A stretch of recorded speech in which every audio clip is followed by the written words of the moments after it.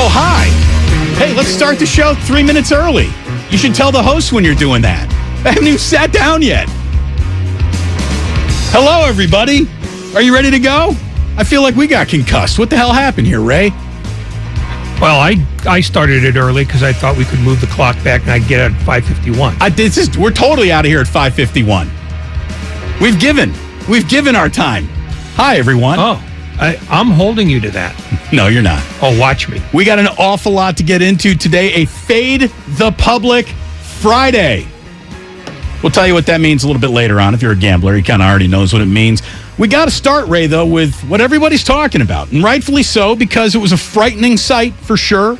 Tua going down last night. I'm going to tell you right now, let's say that was the first football game he'd ever played in his life. The violent hit that he took last night was enough to do what you saw done to Tua. He got whipped down to the turf in a way that is as violent as a quarterback's head can be bounced off a field. It was terrible to see him laying there, essentially completely knocked out, throwing up gang signs right in front of his face mask because the fencing position. Fingers. Well, that's not even the fencing position. No, but I know it's a form of it. Yes. Yeah. But the fencing position is normally that straight arm that you get, but that was a crimping of the fingers that was just something else. And man, it was frightening. I mean, I watch football all the time. I hadn't quite seen anyone lay on the turf like that, in that position. I don't think maybe ever. But and I was saying this to Steiny and Guru Ray during our little face-off, is that, if anyone involved in the Dolphins did anything that can be construed as nefarious or doctoring evidence of a protocol or any shortcuts around what would have been normal testing to make sure he's just back on the field, well, it should cost players and coaches and doctors and maybe even the owner of the Miami Dolphins all of their jobs. I mean, it is, if there is something that is nefarious, if they followed protocol, there is literally nothing to see here, folks. Football's a violent sport. People get hurt all the time. They take millions of dollars and reach the agreement that they're going to live shorter lives to play this game. Every football player understands implicitly how dangerous this sport is. You don't need to ever explain to a football player how dangerous any of this is. They know it. If they followed protocol to the letter, as crude as this sounds, there is nothing to discuss. I was into a back and forth with our very own program director, Matt Nahagian, last night on Twitter. He said, "This is heartbreaking." I said, "Heartbreaking? This is heartbreaking?"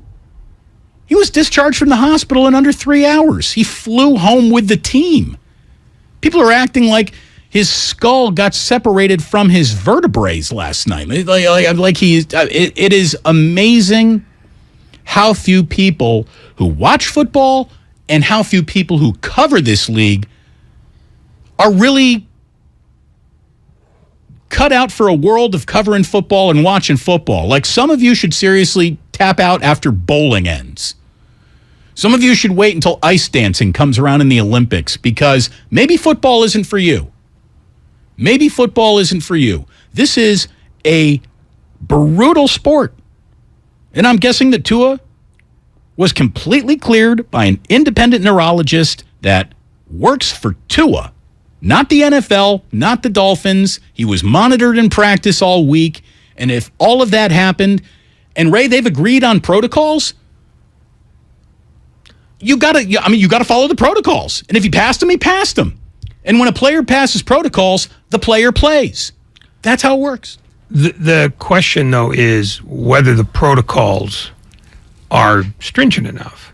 Well, I mean, because I am not qualified to make a judgment on, whether they followed the letter of the law. But if 4 days after concussion, you're allowed to play again, and neurologists are saying that's not a good idea, I would tend to want to say, well, then maybe the protocols need to get tightened. Okay. What neurologist said that? What? The Twitter neurologist? No, I don't read Twitter neurologists. Who said that? Neurologists have said on a number of occasions that 5 days is not enough after a concussion to play any violent sport. I mean, that's hockey.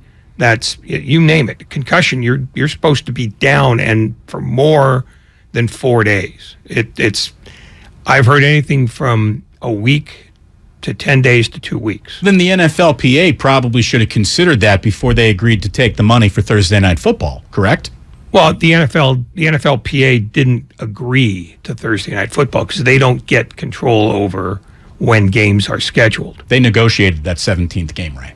The 17th game, but they didn't negotiate when those games are played. They never had a say about playing Thursday night games, or for that matter, when Monday Night Football was introduced. That's a league-only decision. What I'm suggesting is the protocols are too lax when you have a concussion 4 days before. Okay. Let me say I'll agree with you just to agree with you here, because I really don't know when the magic universally agreed upon days after concussion you must be past the moment of trauma in order to clear anybody. But I'm guessing the neurologist that cleared Tua did, right? Like, whatever tests he took came back, you passed them enough to where they weren't worried about a concussion. I mean, that's just the way it is. Now, if you're saying we need to rethink all protocols, well, I'd be surprised on that, because here in 2020, I would assume that every single thing is state-of-the-art all the way around when it comes to NFL medicine. So shame on them if it's not, and that's certainly on them if it isn't. But when you have an entire group of doctors saying it's time to go, players go. That's how it is. That's just how this sport is. And if you don't like that, stay away from the sport. You know what a group of neurologists would probably tell you if you got them together? Don't play football. I mean, that's what any realistic group of neurologists would tell you. Their official professional advice would have to be cease and desist playing this ultra-violent game, which turns heads into jelly. That's what all neurologists would eventually say. So if we're going by best medical advice would say, scrub this sport from the face of the earth. But there are gradations here. I mean, you can take the extreme. Well, then don't play football or don't have any. Don't worry about it. There are places in the middle where you can find a sweeter spot than what we got Sunday and then last night. I mean, it's not an all or nothing. It's not a zero-sum game here. It's that soon after a concussion seems to me, premature. And it's not like, Mike McDaniel was forced to play him.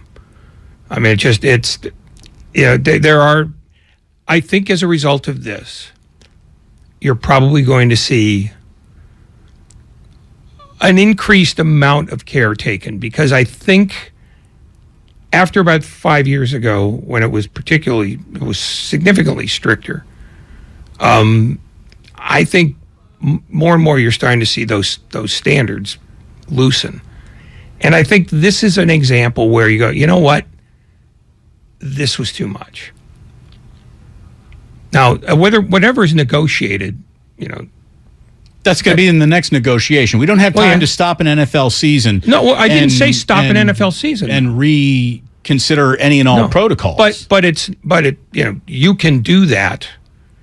Basically by the NFL says they're investigating this. So what are they investigating? Whether they, whether the Dolphins obeyed the letter of the law, or whether the letter of the law needs to be changed. And that's not, if you're going to do it, with greater safety of the players in mind, you can easily bring the union in and just go, here's what we're thinking, but we've got to fast track this. I mean, it would be a sign that they're willing to work together, because it doesn't always have to be contentious. This one looks, But this one looks egregious. So I'm going to say this, though. Is it egregious, or does it just look egregious? Because optics sometimes lie. And what if I told you that last Sunday, as much as everyone's saying, oh, he absolutely had a concussion that last Sunday, what if he didn't? And I'm going to tell you that what happened to him in Cincinnati is enough to give anybody a concussion. But he goes to one of the premier head trauma centers in the United States, and they say, go home. Within 3 hours, he's out of the hospital. Go home. You can fly home with your team. You're fine. I mean, not fine, but you're a lot closer to fine than you need to be kept overnight for observation. So that is literally the doctors who couldn't give a rip about the NFL because they're on duty the night that the Bengals are playing on a Thursday. So obviously they chose to work that night. And they evaluated Tua as you can go home now, which means everyone needs to calm the hell down. These doctors know so much more about it than you do. So much more about it than I do. Somebody says here, Damon's lack of empathy for human welfare is so unpleasant to listen to. The lack of empathy for human welfare is on full display every single Sunday. Human welfare can't be found on a football field. What do you think it is we're doing here? If you can't compartmentalize your outrage, you need to pick up another hobby. I mean, I just don't know what to tell you. Football's dangerous. Football's dangerous. And technically, the Miami Dolphins probably aren't any more responsible for Tua being hurt than the 49ers were responsible for Trey Lance's ankle getting broken. Football's dangerous. That's why guys get compensated huge dollars to do this and entertain us. It's a savage sport. It's a savage sport. If there's an agreed to set of protocols that they stuck to, there's nothing to see here. If you can tell me there's something else going on, then absolutely. Lawyers and ambulances and sirens should be blaring at the Miami Dolphins. But until you can tell me that they did something nefarious to cover up evidence so a player could play, this is football, folks. This is the NFL. This is the sport that you claim to love. The minute it gets a little dicey, you can't turn your back on it. So we got an awful lot to get into today, including the fact that we got ourselves a Monday Night Football game. By the way, people are explaining brain injuries to me. How many of you had a stroke? I understand brain injuries a lot. I know more about brain injuries than I ever thought I would, based on what I went through. And I know about echoes. I know what happens on a Monday sometimes doesn't show up until a Wednesday. The NFL and their neurologists, they know all that too. But the show goes on. And if you don't like that, it's time to watch another show. James Wiseman put on a show in Japan. I like that. I'll tell you who definitely took the money to put on the show, Richard Sherman. We're going to talk about that today. We got a ton to get into. Cam Inman's going to join us at 4:45. It's a Fade the Public Friday. Open lines right now. You want to talk to it? You want to talk about what you saw last night? Get on in. 888-957-9570. Let's go. Damon Ratto here on 95.7 The Game. Hey, Becky, what about this beat for your next song? It's cool, but I'm into faster stuff lately. Like Xfinity that gives me beyond gig speeds. Got it. What about this then? It sounds powerful, just like Xfinity. Because its supersonic Wi-Fi has 3 times the bandwidth, you can connect hundreds of devices at once.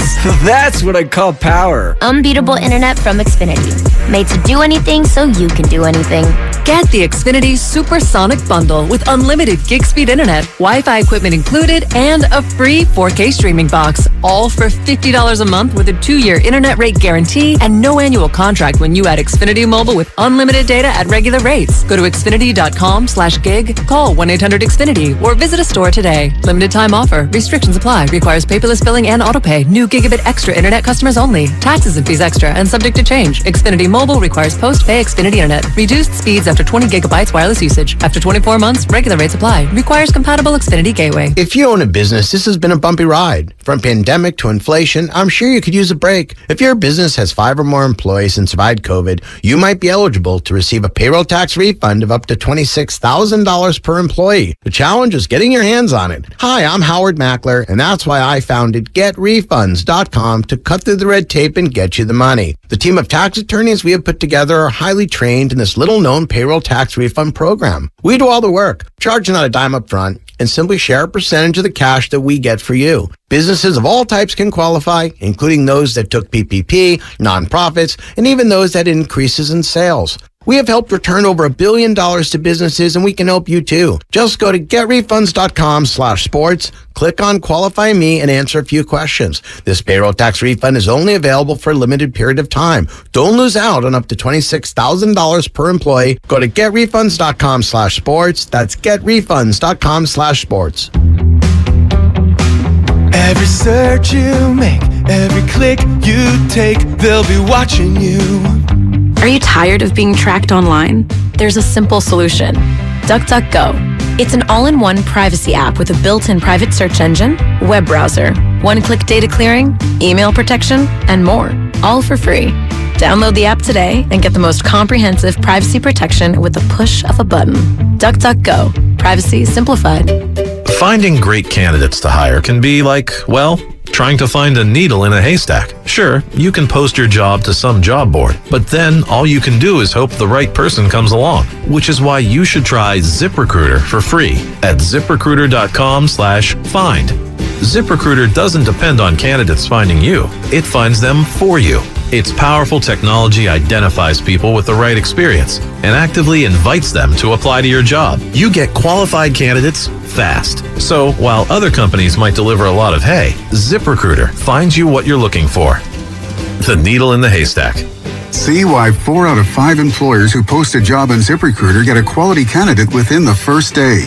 ZipRecruiter, the smartest way to hire. And right now, you can try ZipRecruiter for free. That's right, free at ZipRecruiter.com/find. That's ZipRecruiter.com/find. ZipRecruiter.com/find. Don't waste your time trying to sell your old car. Donate it to Cars for Kids. It's the easiest and fastest way to donate your car and get a tax deduction. Donate online at carsforkids.org. That's cars with a K. 1-877 Cards for Kids. Donate your car today. The Grand National Rodeo at the Cow Palace, October 7th and 8th. Don't miss the action of bronc and bucks, bareback riding, stair wrestling, bull riding, and more. Get your tickets for the Grand National Rodeo at the Cow Palace today at cowpalace.com. Progressive presents Don't Do It Yourself. Okay, read me the manual. Using a Phillips screwdriver, drain die Haube bis sie fit sitzt. What was that? Drain die Haube bis sie fit sitzt. This sounds like another language to me.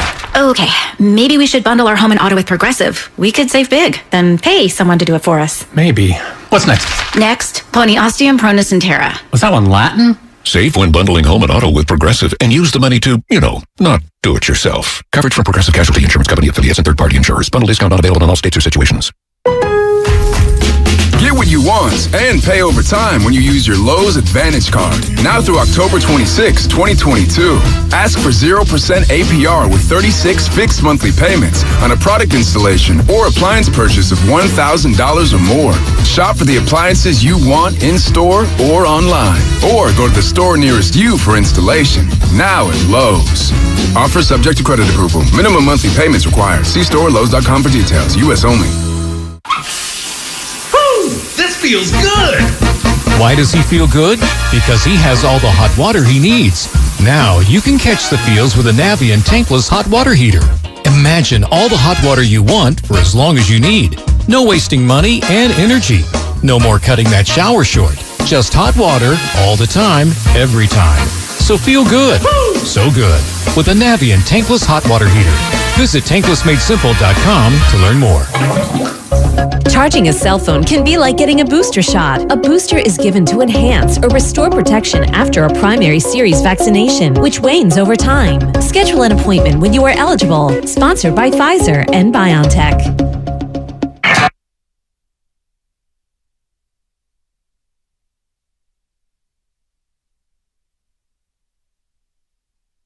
Now back to Damon and Ratto on 95.7 The Game. Brought to you by BMW Fairfield. Now open in the Fairfield Auto Mall. Visit BMWFairfield.com today to book your visit. Damon and... Let me turn my mic on.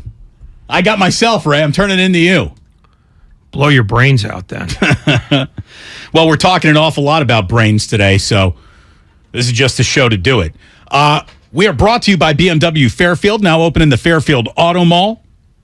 It's a top-ranked, number one rated by you and your reviews. BMW dealer in the Bay Area. Find out why for yourself at BMWFairfield.com today. Damon and Ratto, and we are on Twitch or on YouTube. You can watch us there. Hello, YouTubers today. I hope you're all doing very, very well. Somebody says here, hey, can we move Damon to nights? Because, just listening to him, I don't know if I can anymore. Thank you very much. Yeah, let me explain how this works. The minute I'm at an afternoon drive, everybody's going home. Everybody's going home.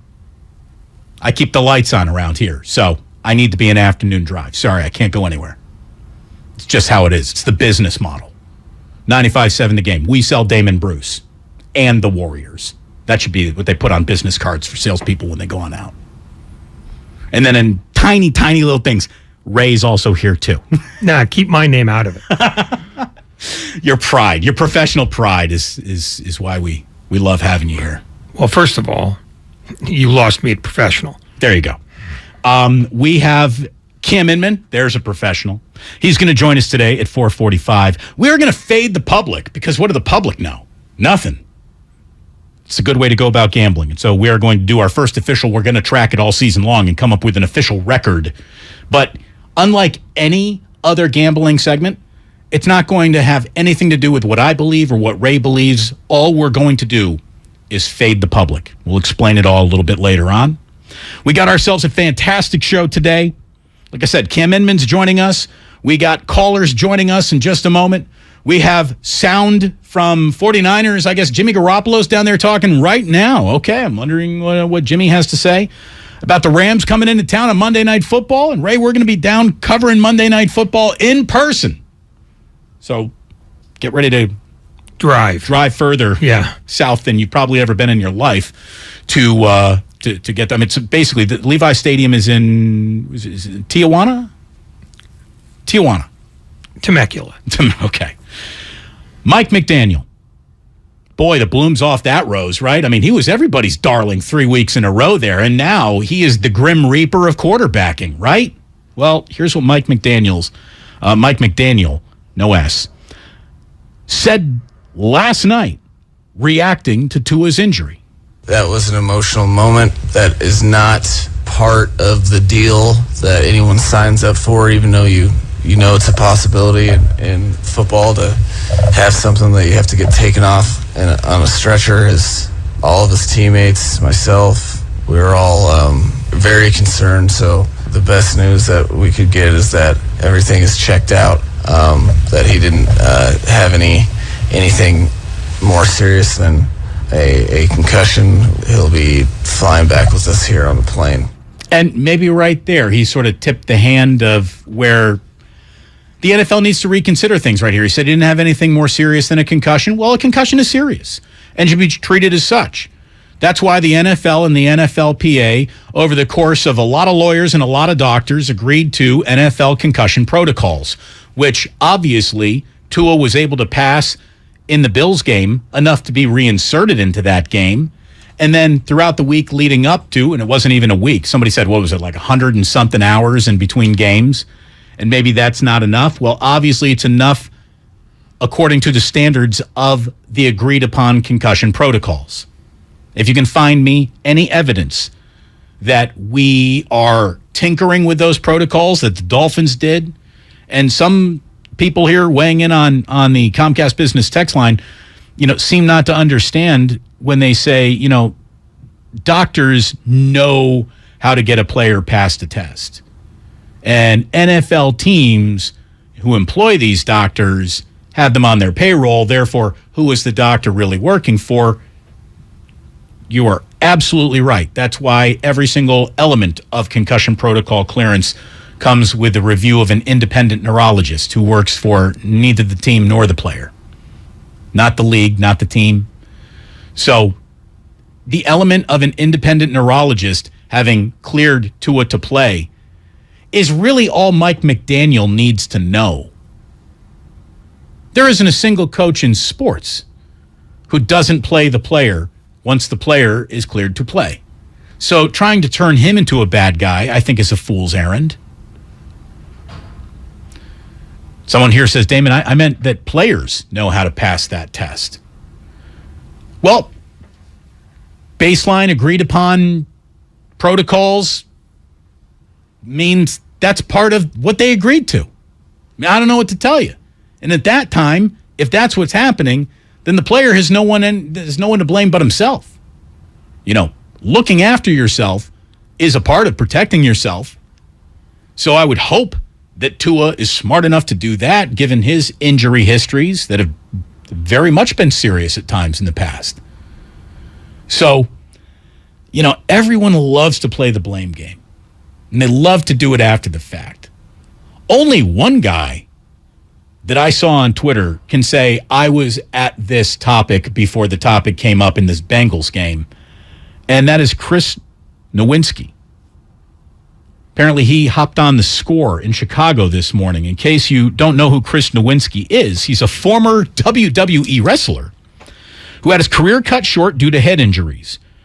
So then he went on to earn his PhD in behavioral neuroscience, and he co-founded the Concussion Legacy Foundation for the Boston University CTE Center. So, you know, he has turned himself from a tag team partner into an expert in this field. Impressive, right? That's pretty impressive. Well, before Thursday Night Football even kicked off, he tweeted, if Tua takes the field tonight, it's a massive step back for concussion care in the NFL. If he has a second concussion that destroys his season or career, everyone involved will be sued and should lose their jobs, coaches included. We all saw it. Even they must know this isn't right. Does he have a point? Here he was today on 670, The Score in Chicago. Tua showed 5 unique signs of a concussion on that hit on Sunday, where he grabbed his helmet. He took bad steps when he got up. He shook off the cobwebs, which is a very specific sign of concussion and visual problems. Then he fell, and then his teammates had to hold him up so he wouldn't fall again. The protocol is supposed to be there. The doctor's supposed to look at the video, and I do not know how a doctor looks at that video and doesn't say, oh, that's definitely concussion, no matter what the player tells them. After they retire, players are very honest about how much they lie and try to distract doctors because they're in the heat of the moment. They just had a brain injury. They're not thinking straight. They can't feel the brain injury, and the doctor's job is to stop them. And the fact that the doctors not only didn't stop them to put them back in the game, but then nobody forced them to sober up on Monday or Tuesday and say, oh, God, that was a concussion. We're putting him in the protocol. He shouldn't play Thursday. Like, that's a failure by the NFL. That's a failure by the leadership. The idea that there was an investigation they didn't finish before he had to play on Thursday is absurd. And so, you know, they literally risked the guy's life, played Russian roulette with his future. And the reason I tweeted that before the game was simply because I saw the NFL promoting the game, which means they're promoting Tua versus Joe. And they're complicit in this. They were trying to make money, knowing that a guy was going out there with a concussion too soon. Is he right? He sounds like he knows an awful lot of those telltale signs, and Tua was showing them. But obviously, the doctors who were examining Tua reached a different conclusion after the telltale signs. Somebody says here independent neurologists are not infallible. Well, I mean, here's the thing. I can never offer you perfect. No one can. No element of medicine, no element of football ever offers safe or perfect. It does not exist. It says people are immune to influence. They're human. What is the history in this league in such situations? Athletes need to be protected from themselves. Middle ground, Damon, common sense, things you don't employ very much. No, I've got more common sense to this situation than I think a lot of people who are looking at it. Rules have been agreed to by people who's got skin in the game. Not us sitting on our couch. Not us sitting on the NFLPA, which claims to care so much about Tua today, agreed to all the standards and practices which needed to be cleared to have him back out there. If you can show me any sort of corruption in this independent neurologist, then we got a massive problem. Lawyers by the dozens should be standing outside the Dolphins headquarters right now. But until then, what do you got other than the agreed to terms of concussion protocols were followed? He passed them. And when he passed them, the player plays. Well, they shouldn't have. Okay, so when is enough? You know, if the brain is such a mystery, wrapped in an enigma, wrapped in a paradox, who's saying 2 weeks is enough? Who's saying 3 weeks is enough? The hit that he took in that Cincinnati game could have come in week 1 next year. He would have been in probably as much trouble after that hit as he was last night. That was a brutal, brutal takedown. His entire body was turned into a whiplash.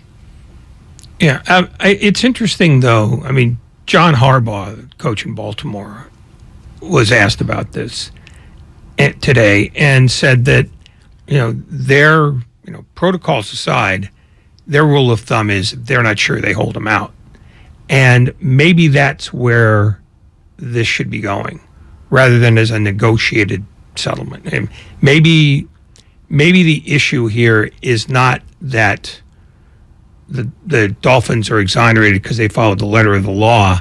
Maybe they follow the letter of the law and they just say, no, you know what? We're going to err on the side of safety because we're not sure that what happened Sunday didn't meet the level of a concussion. And, and the fact that, Tagovailoa, never held his back or his ankle when he said, I hurt my back and ankle. That to me is an indication of somebody who's basically lying to the doctor or lying to his coaches because he doesn't want to go out. And I think at some point there has to be a greater sense of care for, overriding the player when you're not sure. Because I think the issue here is not necessarily that the Dolphins tried to pull a fast one. It's that they weren't as careful as they should have been aside from the protocols. Because that's where I sit on this. Because I don't know. You're asking an NFL team to go above and beyond the agreed upon protocols to disqualify a starting quarterback from playing in a game. Yes, I am. And I realize that's naive. I was about to say, how was your trip to Fantasyland this morning? But that leads us to the other thing is, do you trust a team to be able to make that judgment soberly? I don't, because their history, not just of the Dolphins, but of every team is, figure out a way to get them to play. And I think when it comes to brain injury questions, that shouldn't be the standard. And I don't know how that gets enforced if the players' union isn't going to be a lot more aggressive on this, because they've never been. I mean, we can both agree that the players' union is among the weakest in all of sports because they always play for the short money. Absolutely. And when I say short money, I mean money. But at some point, there has to be somebody looking out for the player because the league's not going to do it. The league's never done it. When in doubt, the league is not going to do it. Well, it's got to be that independent neurologist. Well, and if the independent neurologist came on in there and said, to the best of my ability, I can tell you that this man does not have a concussion, what are the Miami Dolphins supposed to do then? So we're just starting Teddy Bridgewater out of an abundance of caution? It doesn't happen. I know it doesn't happen. What I'm saying is, if you don't want to see what you saw Thursday night, don't watch football. Or, in the alternative,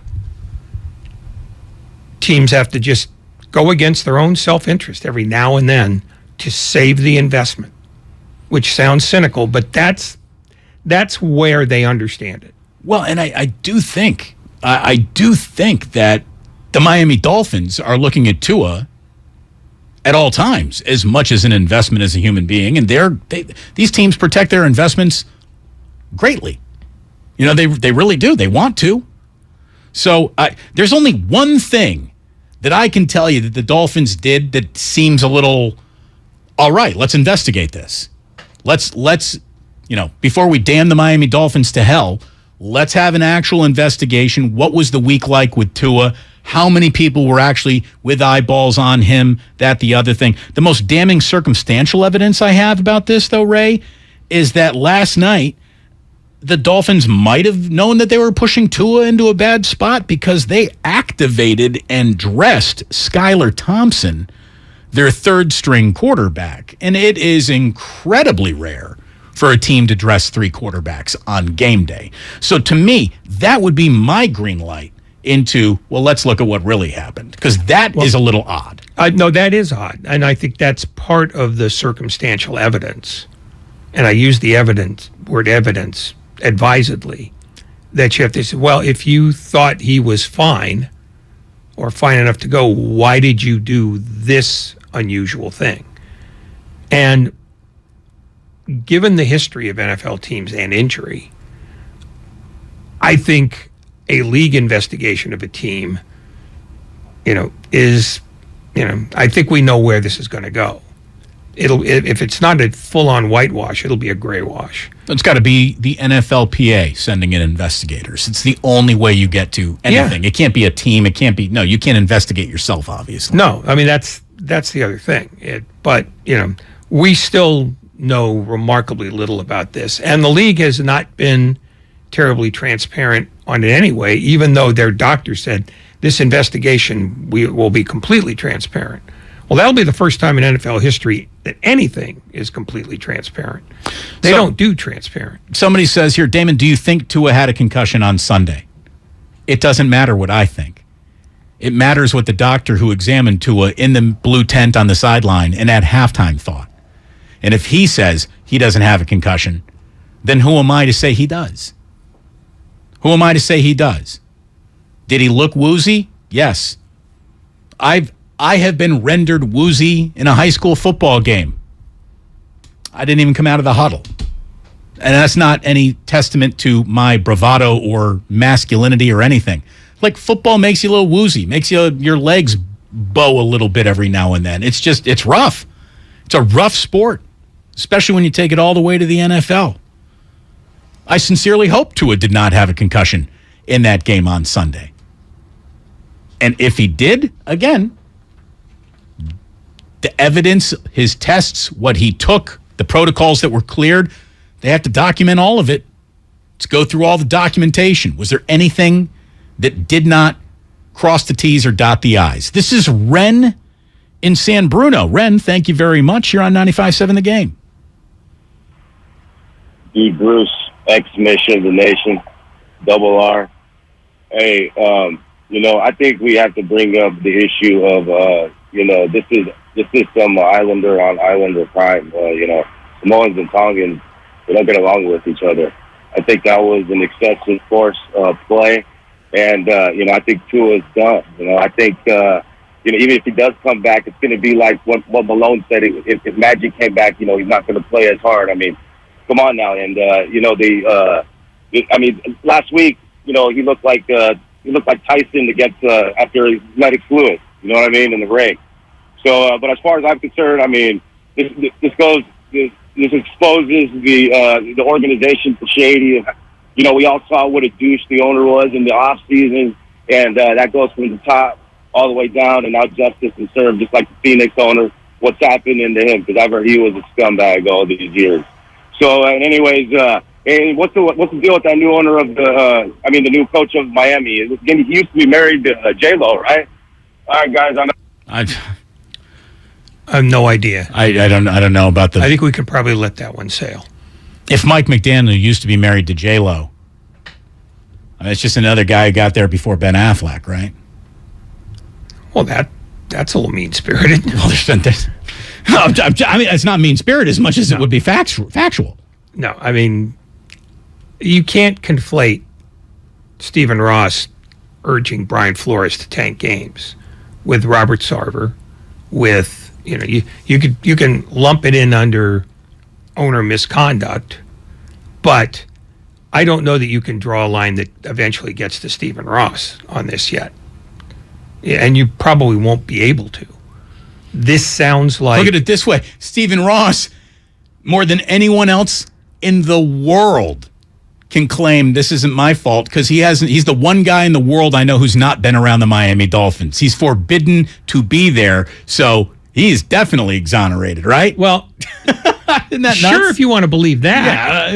Yeah, no, I just, not every conspiracy has a million tendrils. And we don't even know if this is a conspiracy. All we know is that Tua Tagovailoa got hurt on Sunday. They brought him back. He got hurt worse on Thursday night. There is some suspicion that the first injury was concussion related. There doesn't seem to be much doubt that the second one is a concussion. And all the gaps in between there are what the NFL is allegedly going to investigate. And good luck with that. 888-957-9570. Again, a lot of people are texting. But if you really want to weigh in, we got phone lines for you. I'll tell you who let me down last night, who I think let his reputation down. But as I said, quoting Upton Sinclair in the moment, it's difficult to get a man to understand something when his salary depends on him not understanding it. I thought Richard Sherman totally dropped the ball on that halftime show and even in the postgame show where, he was as on the record as any football player about the dangers of Thursday night football. And then, of course, he took Jeff Bezos' huge check to sit on the dais on Thursday night football.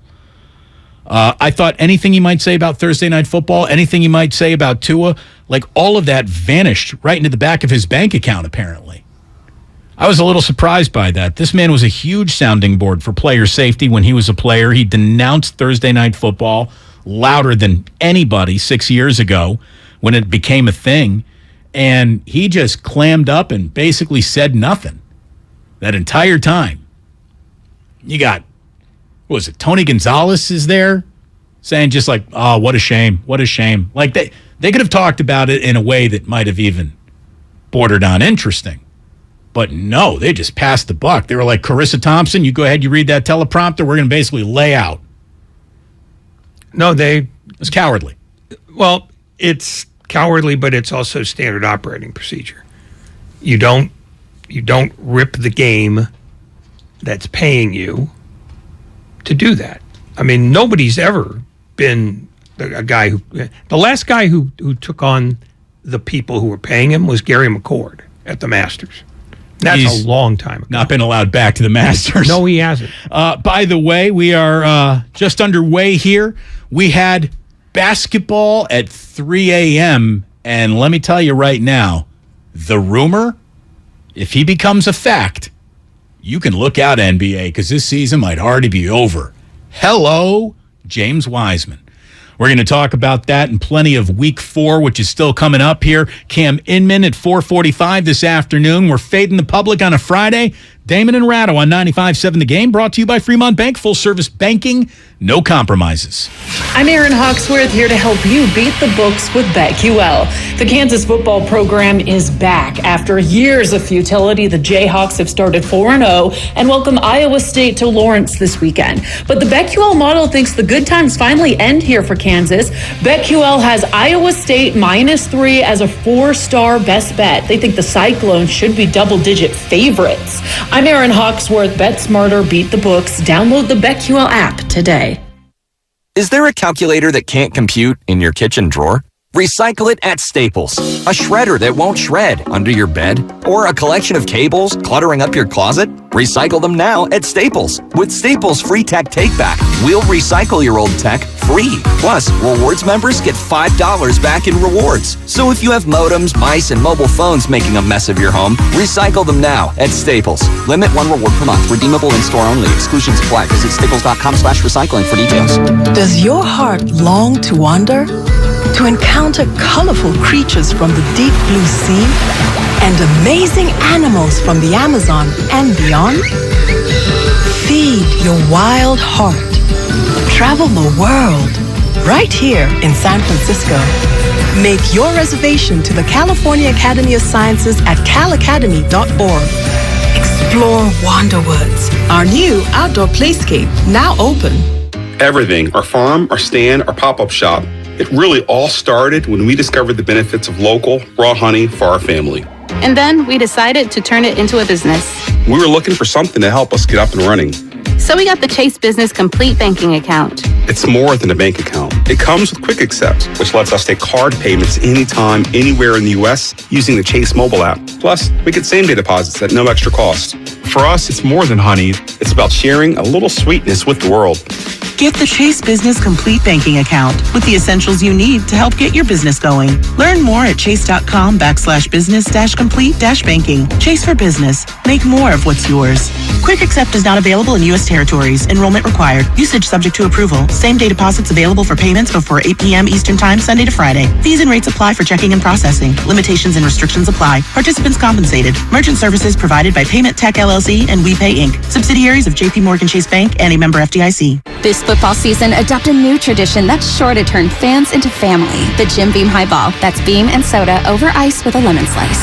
Share one at the stadium or make one at home. Kentucky Straight Bourbon Whiskey, 40% alcohol by volume. Copyright 2022, James B. Beam Distilling Company, Claremont, Kentucky. Drink smart. Kirby is your driveway mechanic. They bring the shop to you with brake replacements, oil changes, washes, and so much more. Get $50 off your first oil change with code OIL50 at Kirby.com. That's CURBEE.com and use code OIL50.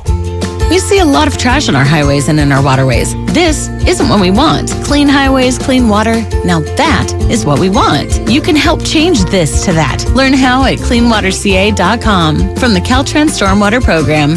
Do you have 3 ex-wives and your current trophy wife wants a life insurance policy 3 times the size of the policies you had to purchase for your previous mistakes? If so, you need to call Big Lou at Term Provider, 800-200-1966. Big Lou is intimately familiar with your problems, and if you're 50 or 60 years old and in reasonably good health, a $1 million policy should only cost about $100 to $200 per month. Big Lou may have a solution for your previous policies as well. You may even save enough money to lighten the load on your new $1 million policy. Remember, call Big Lou. He's like you, except he's only on number 2. Call Term Provider at 800-200-1966. That's 800-200-1966 for $1 million in term life insurance that you can live with. Call Big Lou at 800-200-1966. 800-200-1966. Hey guys, Mike Valeni for Cash the Ticket podcast.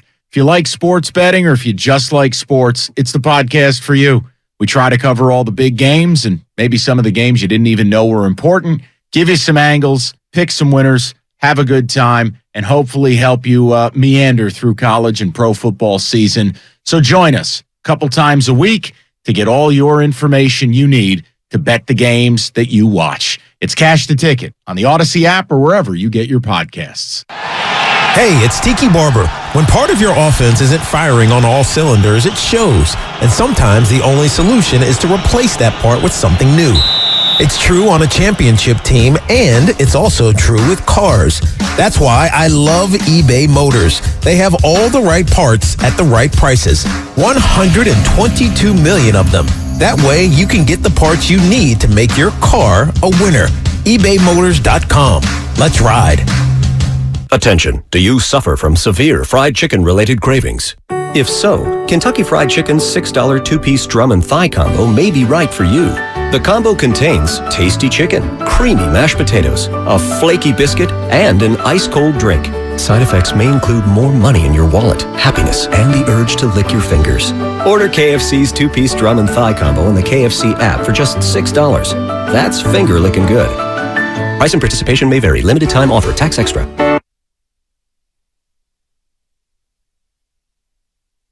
Now back to Damon and Ratto, brought to you by BMW Fairfield on 95.7 The Game. Welcome. Very good to have you here. It is a gorgeous Friday outside, so hopefully you got some nice plans this weekend. Not the greatest slate of college football games. Some very interesting Week 4 NFL games for sure, and then, of course, Week 4 ends at Levi's Stadium We will be there. Looking forward to it. It's been a long time since I've been to a football game. 3 years. 2 years. It all fades into funny, weird COVID times. You want to talk about an abundance of caution? The 2 kids at home made me just sit out all the dances. My wife was like, "Do you have to go?" I'm like, "All right, I got it." So there you go. Is she going to play that on Monday? Oh, no, she doesn't care about me anymore. No. Here's the thing. Both the kids had COVID, tested positive. The only evidence that they had COVID was the positive test. They were fine. Like, did it affect kids? The answer is globally, I don't know.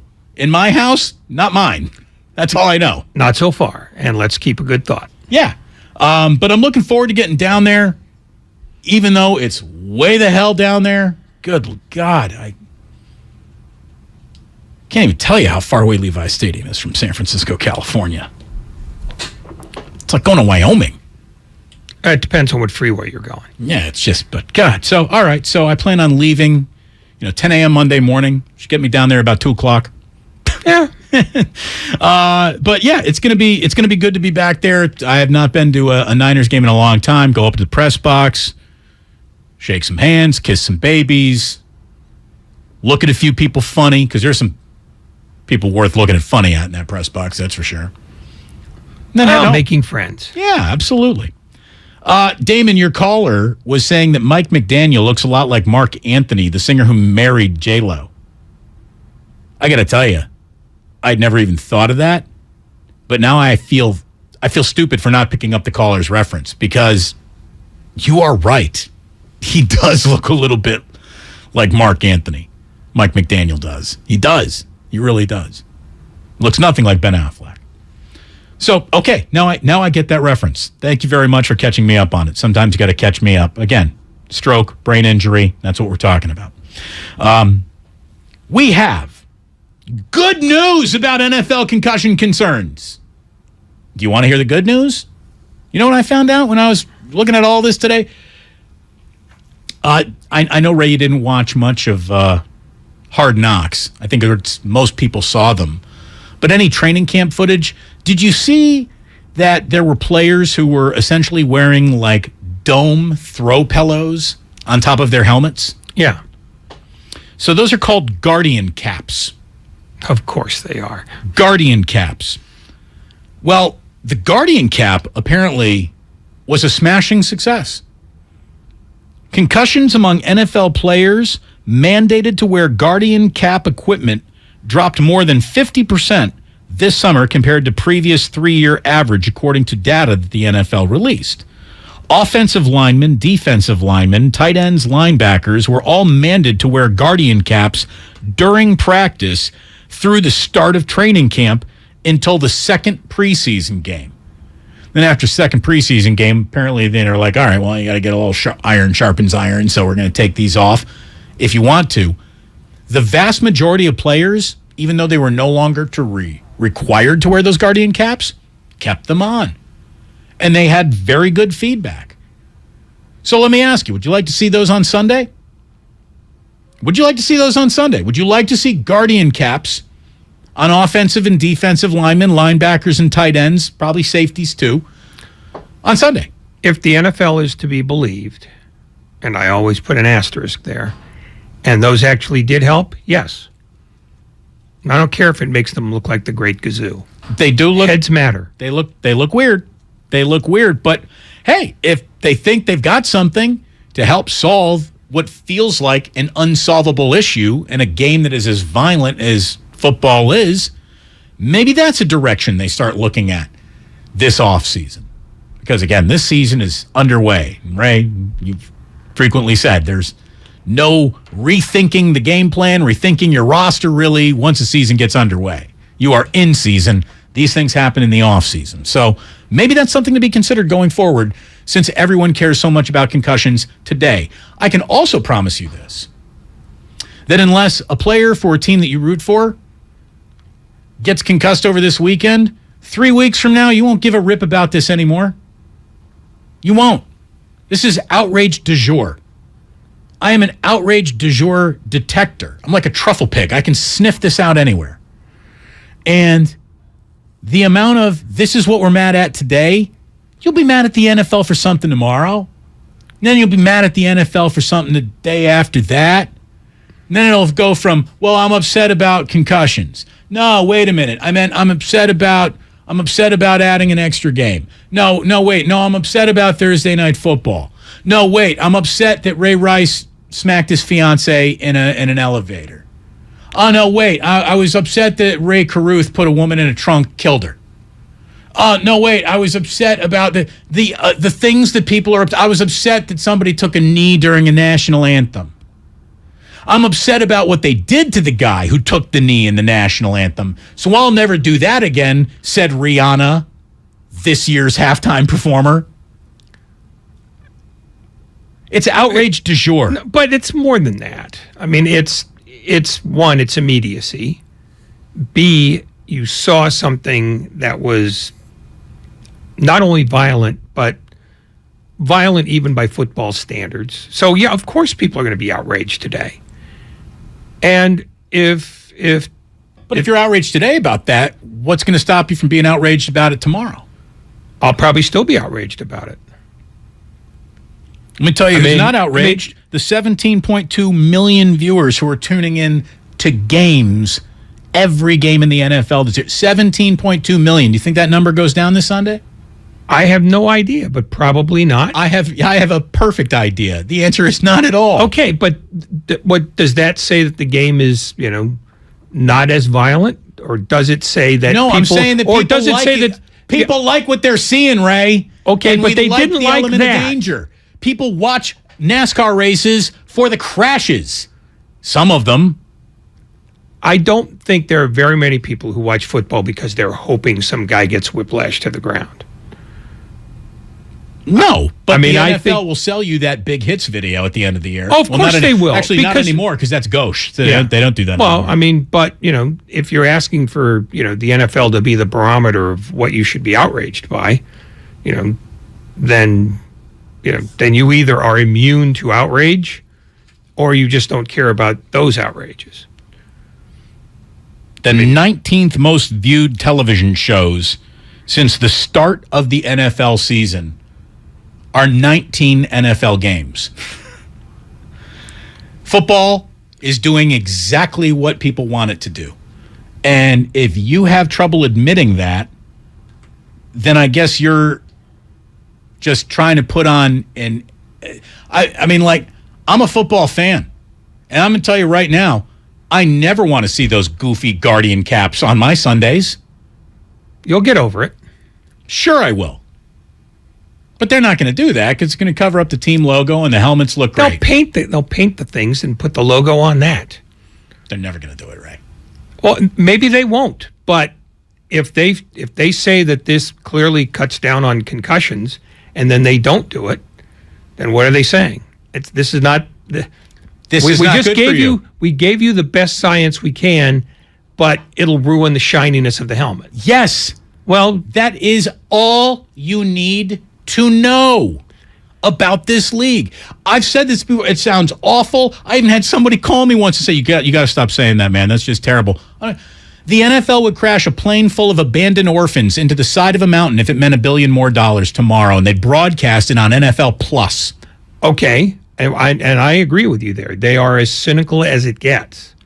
But you can't say, look at all the things we're doing to protect the helmet, to protect the head, when they do something and they say, see, this protected the head better, and then they don't require it when everybody's playing at full speed, then they don't get to say how much they care about player safety.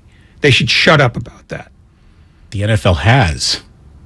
The only people complaining today. Do you think the NFL's complaining about what happened last night? Well, if the NFL didn't care about it, they wouldn't be going through the dog and pony of this investigation they're claiming to have. It's all about sort of PR. That's all this is.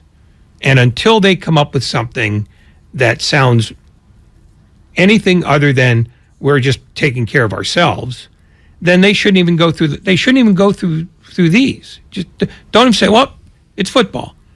You don't like it, don't watch it. We'll still get 17 million for every game. We're not interested. Then fine. At least you're not being a hypocrite about it. Here's the thing. That is the message. That is the message. If the NFL didn't care about, the level of outrage that gets shared so easily on social media, the most honest press release would have been the NFL's official statement on Tua is it's football. Signed Roger Goodell. Like two-word statement. No, yeah. Like Jordan's return. I'm back. That's the statement. Yeah, no. Take down the blue tents too. Just get rid of all of it. Or just have somebody come into the blue. How about this?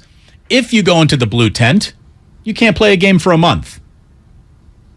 Would fans like that? Would you like that, everyone? Of course you wouldn't. There's no solving the violence in football. You can't remove the violence from football. You can't remove injuries from football. You can't remove head traumas from football any more than you can remove gravity from skydiving. It's built into the activity itself on its most foundational level. All that's true, but you can do better than they're doing. And if this guardian cap is a sign that it's better, and then they choose not to do it, then they should stop ballyhooing all these, look how we're making the game safer, because they're not. I just resent the hypocrisy more than anything else. It's the idea, no, we're championing player safety. I don't think so. Not if you're gonna just throw away something that you tried that worked. And I don't even know if it worked, because who saw the data except NFL people? They like to tell you, see, we got a better idea. Look, we tried it and it worked. Trust us.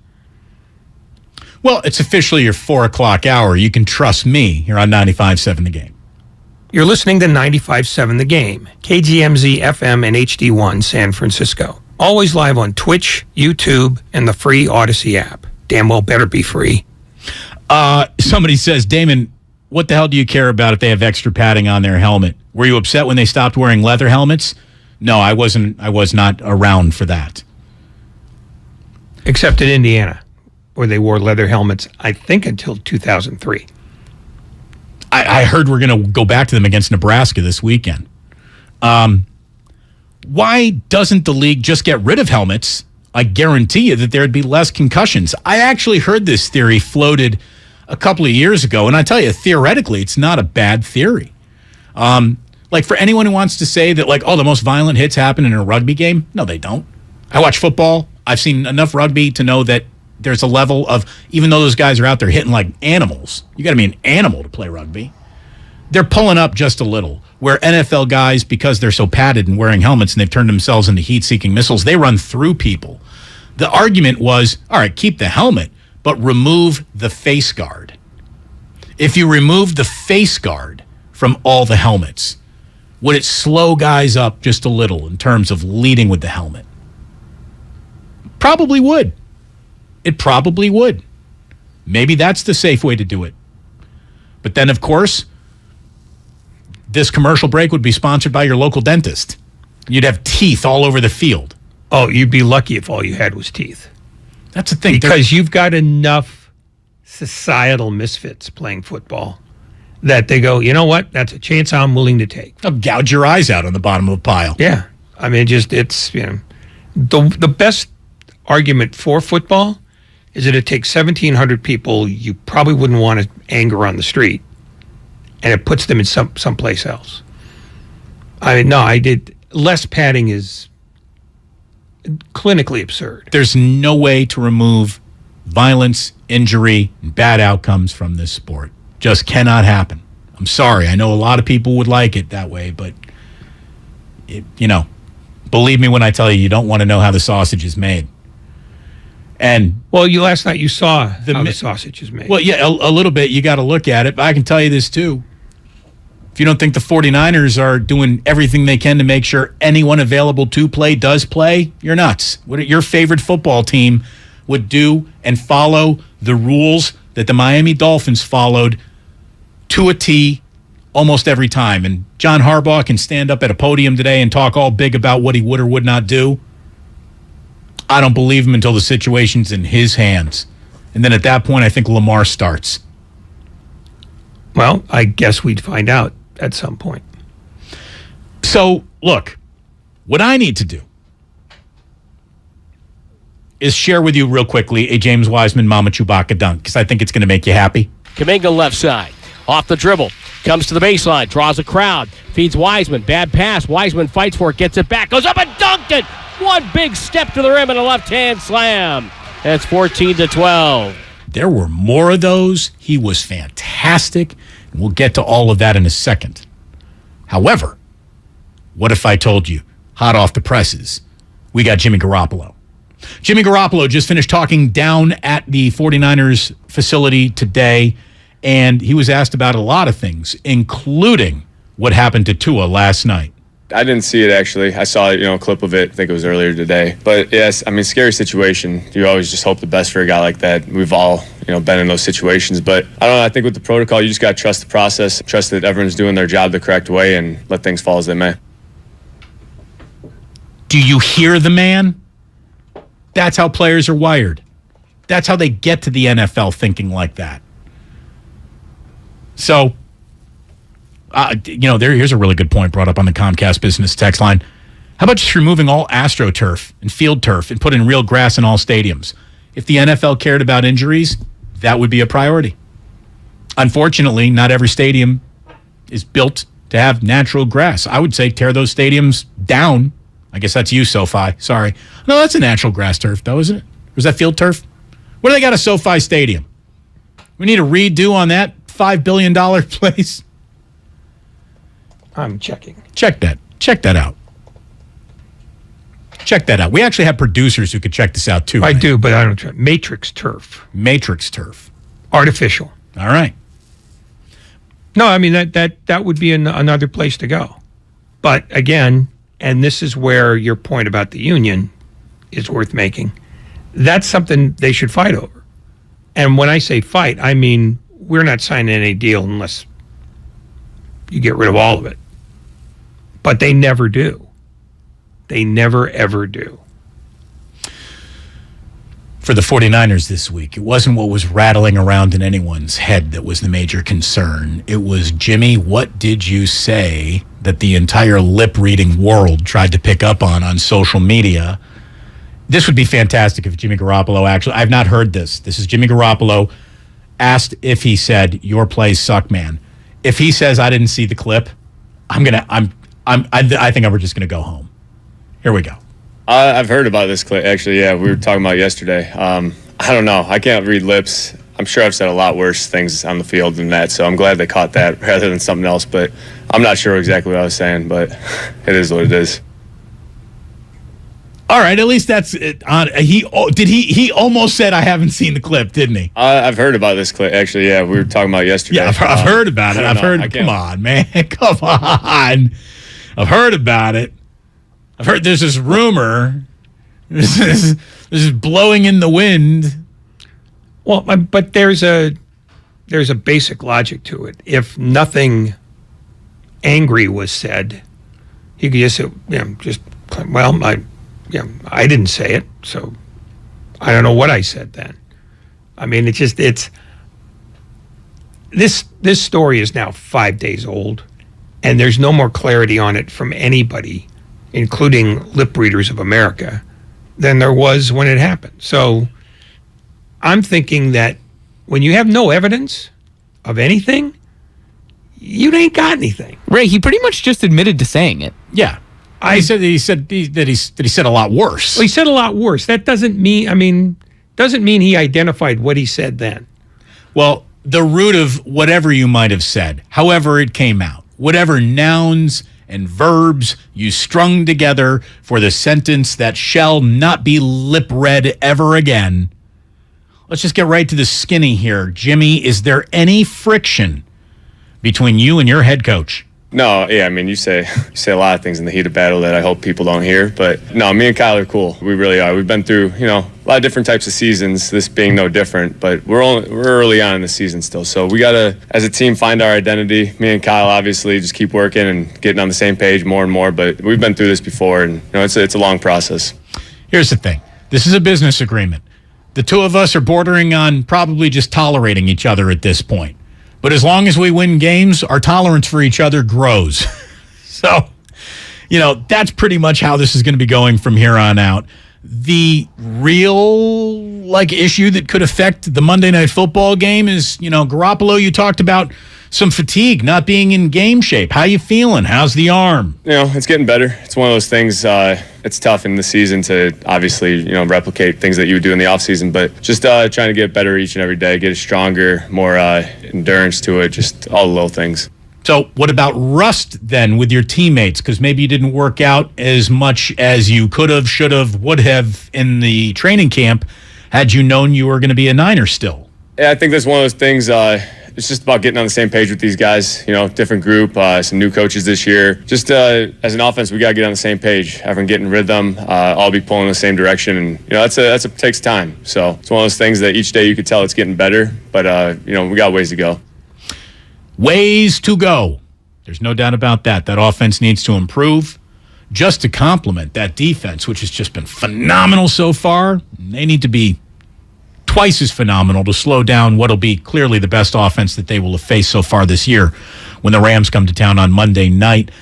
Jimmy, there were some criticisms about you going from, hey, it's like riding a bike, it's great to be back in the Seattle game, to then making excuses. Did you hear about people talking you making excuses? I think it starts with the quarterback. It always does and always will. And I just try to call things as I see it, to keep it real. That's how I've always been, and that's how I'll always be. But yeah, rightfully so. It starts with me, no matter what, good, bad, or indifferent, whatever happens out there. The quarterback and center are the two guys touching the ball every play. So whether it's good, bad, or indifferent, it's on us, and we just got to get better at it. So it starts with me, obviously. Yeah, I would always take that. I always have, always will.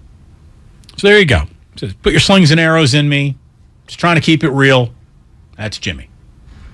Hey, win the game against the Rams and things are going to get a lot better, a lot easier. That's how it all works. Somebody says, Damon, if Jimmy really couldn't stand Kyle, he would have asked for or probably gotten his release in July of August. And although that I think is a good point on its surface, I'm going to disagree with you because at that point, Jimmy becomes a man on an island. And no man wants to be on an island all by himself. You'd rather be on 49er Island hating your coach than not on an island without a coach. Yeah, if you're going to make $7 million either way, you'd rather be employed than not employed. Right. Whatever he did to remain professional and on the roster this year helps him get rostered somewhere else next year. Yeah, of course. Yeah, it's a business arrangement, as you said. It may be a cynical one, but it's hardly outside the bounds of propriety, and it tells you that whatever Jimmy Garoppolo might be feeling, it's less important to him than getting through this year. Ray, one of my least favorite phrases in all of sports is small sample size. I hate the phrase small sample size because all small sample size is trying to do is rob you of your in-the-moment enthusiasm.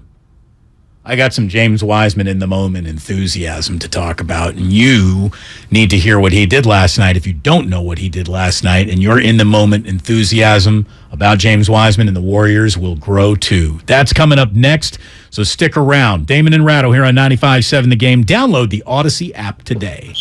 The 49ers play the Rams on Monday Night Football. Garoppolo fires into the end zone, and that's a touchdown, 49ers.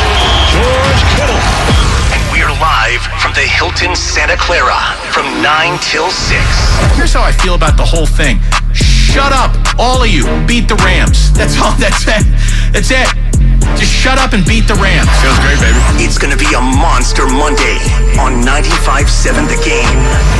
Willie Nelson and family are on the road again, live in concert. On the road again. With the Avett Brothers. There ain't no man can save me. Black Pumas. If there's a fire. Larkin Poe, Particle Kid, and more at the 2022 Outlaw Music Festival Tour. Friday, October 14th, Shoreline Amphitheater. Tickets are on sale now at livenation.com. The Outlaw Music Festival Tour, part of the Allegiant Always concert series, produced by Live Nation. The Black Keys Dropout Boogie Tour. October 5th, Shoreline Amphitheater. They want to get my gold on the ceiling. With special guests, Band of Horses. And the Velveteers. Tickets on sale now at LiveNation.com. The Black Keys Live and Loud, produced by Live Nation. Hey, Becky, what about this beat for your next song? It's cool, but I'm into faster stuff lately. Like Xfinity that gives me beyond gig speeds. Got it. What about this then? It sounds powerful, just like Xfinity. Because its supersonic Wi-Fi has 3 times the bandwidth, you can connect hundreds of devices at once. That's what I call power. Unbeatable internet from Xfinity. Made to do anything so you can do anything. Get the Xfinity Supersonic Bundle with unlimited gig speed internet, Wi-Fi equipment included, and a free 4K streaming box. All for $50 a month with a 2-year internet rate guarantee and no annual contract when you add Xfinity Mobile with unlimited data at regular rates. Go to Xfinity.com/gig, call 1-800-XFINITY, or visit a store today. Limited time offer. Restrictions apply. Requires paperless billing and autopay. New gigabit extra internet customers only. Taxes and fees extra and subject to change. Xfinity Mobile requires post-pay Xfinity internet. Reduced speeds after 20 gigabytes wireless usage. After 24 months, regular rates apply. Requires compatible Xfinity gateway. Do you think all premium fuels are the same? Well, your engine doesn't. Shell V-Power Nitro Plus helps keep your engine running like new because it's engineered to defend against 4 main engine threats: gunk, wear, corrosion, and friction. So next time, choose Shell's most advanced fuel ever. It's fuel for thought. In engines that continuously use Shell V-Power Nitro Plus premium gasoline. Oh, it's doing great. I've been on it now for about 3.5 years. I've lost 67 pounds, and I feel better than I did at age 40. The only thing I'm just getting older. That's the only thing it doesn't stop. Other than that, I feel good. Listen, we're all getting older, but that doesn't mean you have to feel your age. Are you ready to turn back the clock? It's 2022, and there's never been a better time to start looking and feeling young again. Introducing Andro400.com. Andro400.com has proven solutions to melt belly fat, increase mood and memory, increase energy, and bring that spark back to your love life. Visit Andro400.com or call 888-400-0435 to see which product is right for you. Try the safe and natural way to start feeling and looking your best. And there's nothing to lose with an industry-leading 90-day money-back guarantee. Visit Andro400.com or call 888-400-0435. Finding great candidates to hire can be like, well, trying to find a needle in a haystack, but not with ZipRecruiter. Its powerful technology actively finds and invites qualified candidates to apply to your job. So while other companies might deliver a lot of hay, ZipRecruiter finds you the needle in the haystack. See why 4 out of 5 employers who post a job on ZipRecruiter get a quality candidate within the first day. Try ZipRecruiter for free at ZipRecruiter.com/free. That's ZipRecruiter.com/free. Kansas City Steak Company, another AmericanEagle.com success story. Started in 1932 as a family-owned butcher shop, today they're a leading distributor of superior all-American steaks delivered right to your door, ready for the grill and your taste buds. When it came to their website, an average site wouldn't do. They chose AmericanEagle.com to take their website to the next level. With a dramatic increase in competition and a softening market demand, they had 2 challenges: improve their brand presence and message and produce a positive return. AmericanEagle.com got to work and executed usability studies and detailed audits of site experience, digital assets, and marketing. The result? An integrated digital marketing and customer experience plan, organic traffic increase of 20%, and a long-term roadmap for success. If you love great steaks, go to KansasCitySteaks.com for website design, development, and online solutions that bring efficiency and results. Visit AmericanEagle.com. If you need a results-driven website, call the team at AmericanEagle.com at 877-WebNow1. That's 877-WebNow1. In Petaluma, partly cloudy overnight, lows in the low 50s. Weather brought to you by Ashley Furniture. Your neighborhood Ashley store has all the styles, selection, and value you'll need to invite fall in this season. Find furniture you'll love by shopping locally or visit Ashley.com today.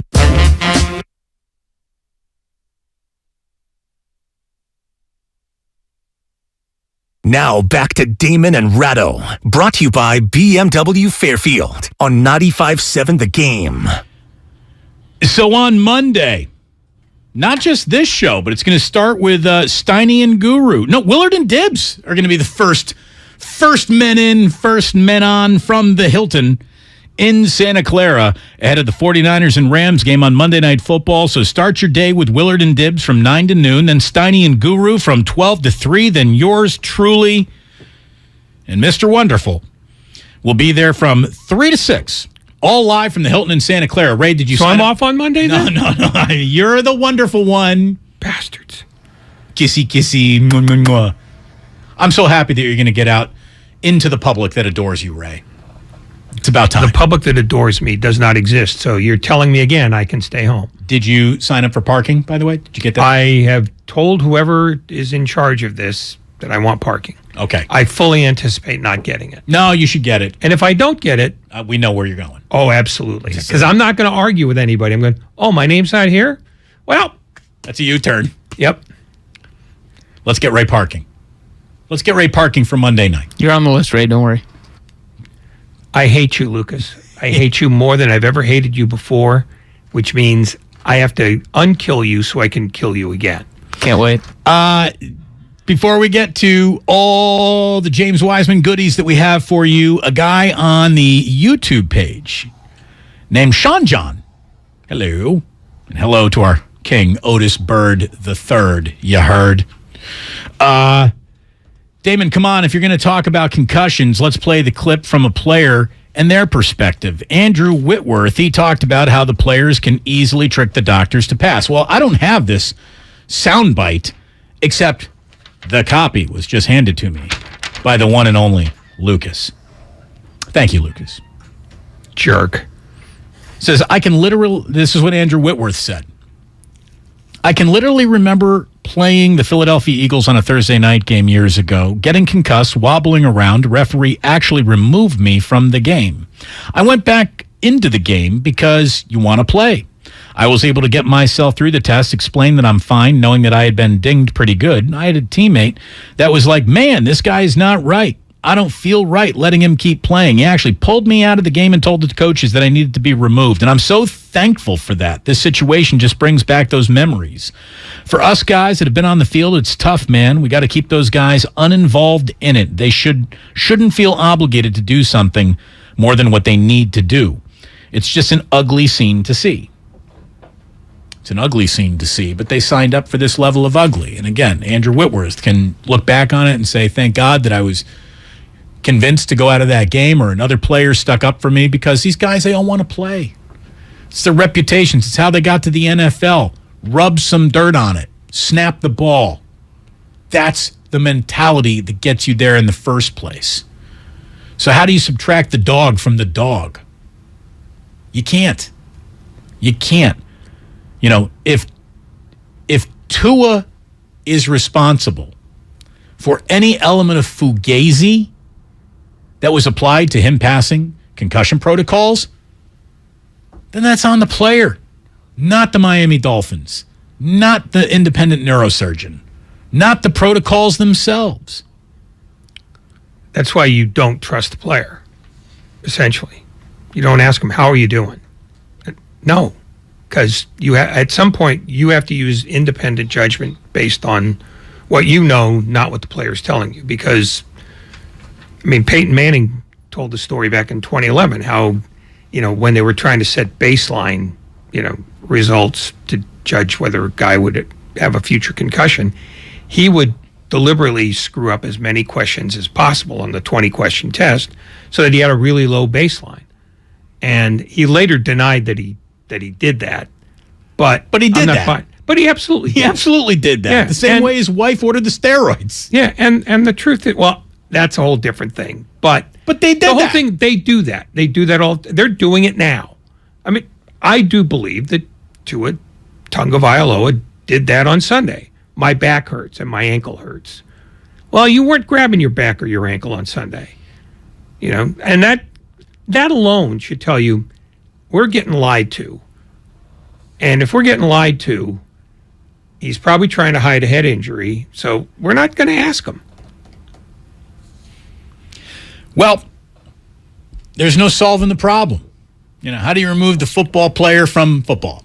It's just a very, very difficult thing to do. No, it's completely difficult. But the point is, you have to keep going at it and keep going at it, because every individual situation is different. There have been times, I mean, much, much different. But Ray, I'm one of those guys who, I go to work. It's a pretty safe environment. I'm not in a lot of danger here. But there are times when, my voice wasn't great. I still went to work. Everything that was running around in my, take a mental day. Nah, I go to work. Sniffles. Nah, I go to work. Like, seriously, until it turned into, we don't know about COVID, so, you stay away.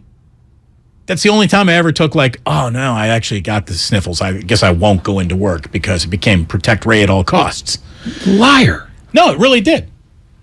You're in the target. If you get it, you might not be with us long. So we were just trying to protect you. Don't get my hopes up.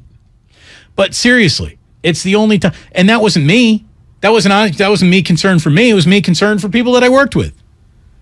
So people who are wired to do what they do and love what they do, and I'm telling you, there isn't a single player in football who loves playing in football as much as I love broadcasting. Or it's exactly the same. We're on the exact same level of, do you love what you do for a living?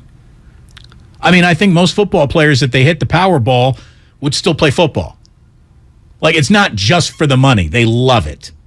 No, if I hit the Powerball, I'm coming in and do the show on Monday. Maybe not from the one down in the you cannot do this ridiculous thing over and over again if you didn't crave the ridiculous thing. And that still doesn't exonerate the team and its doctors from realizing that players will do anything to keep playing.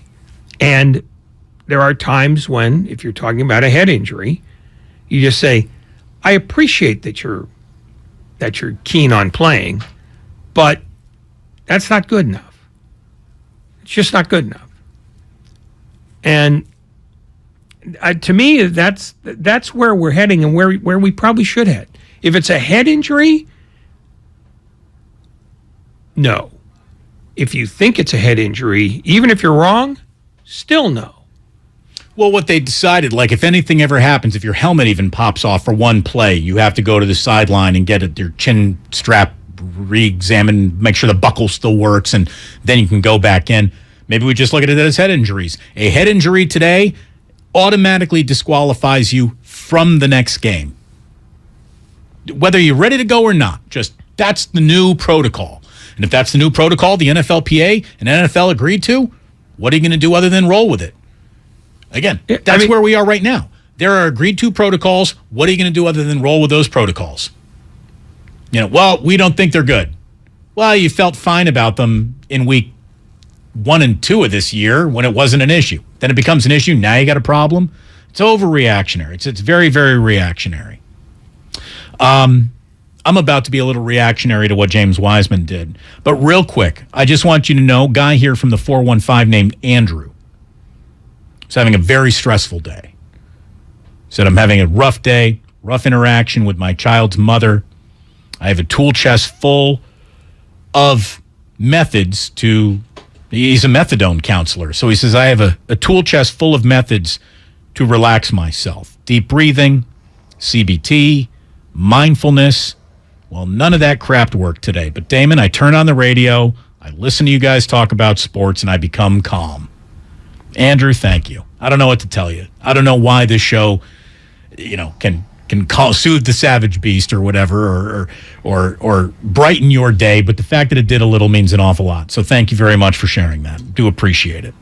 Hope you have a better day. Ray, I don't think the Warriors are going to do anything other than win an NBA championship again if the James Wiseman doesn't play like this. Oh, my God. Did you see the highlight reel last night? Did you watch the James Wiseman highlight reel? I saw some clips.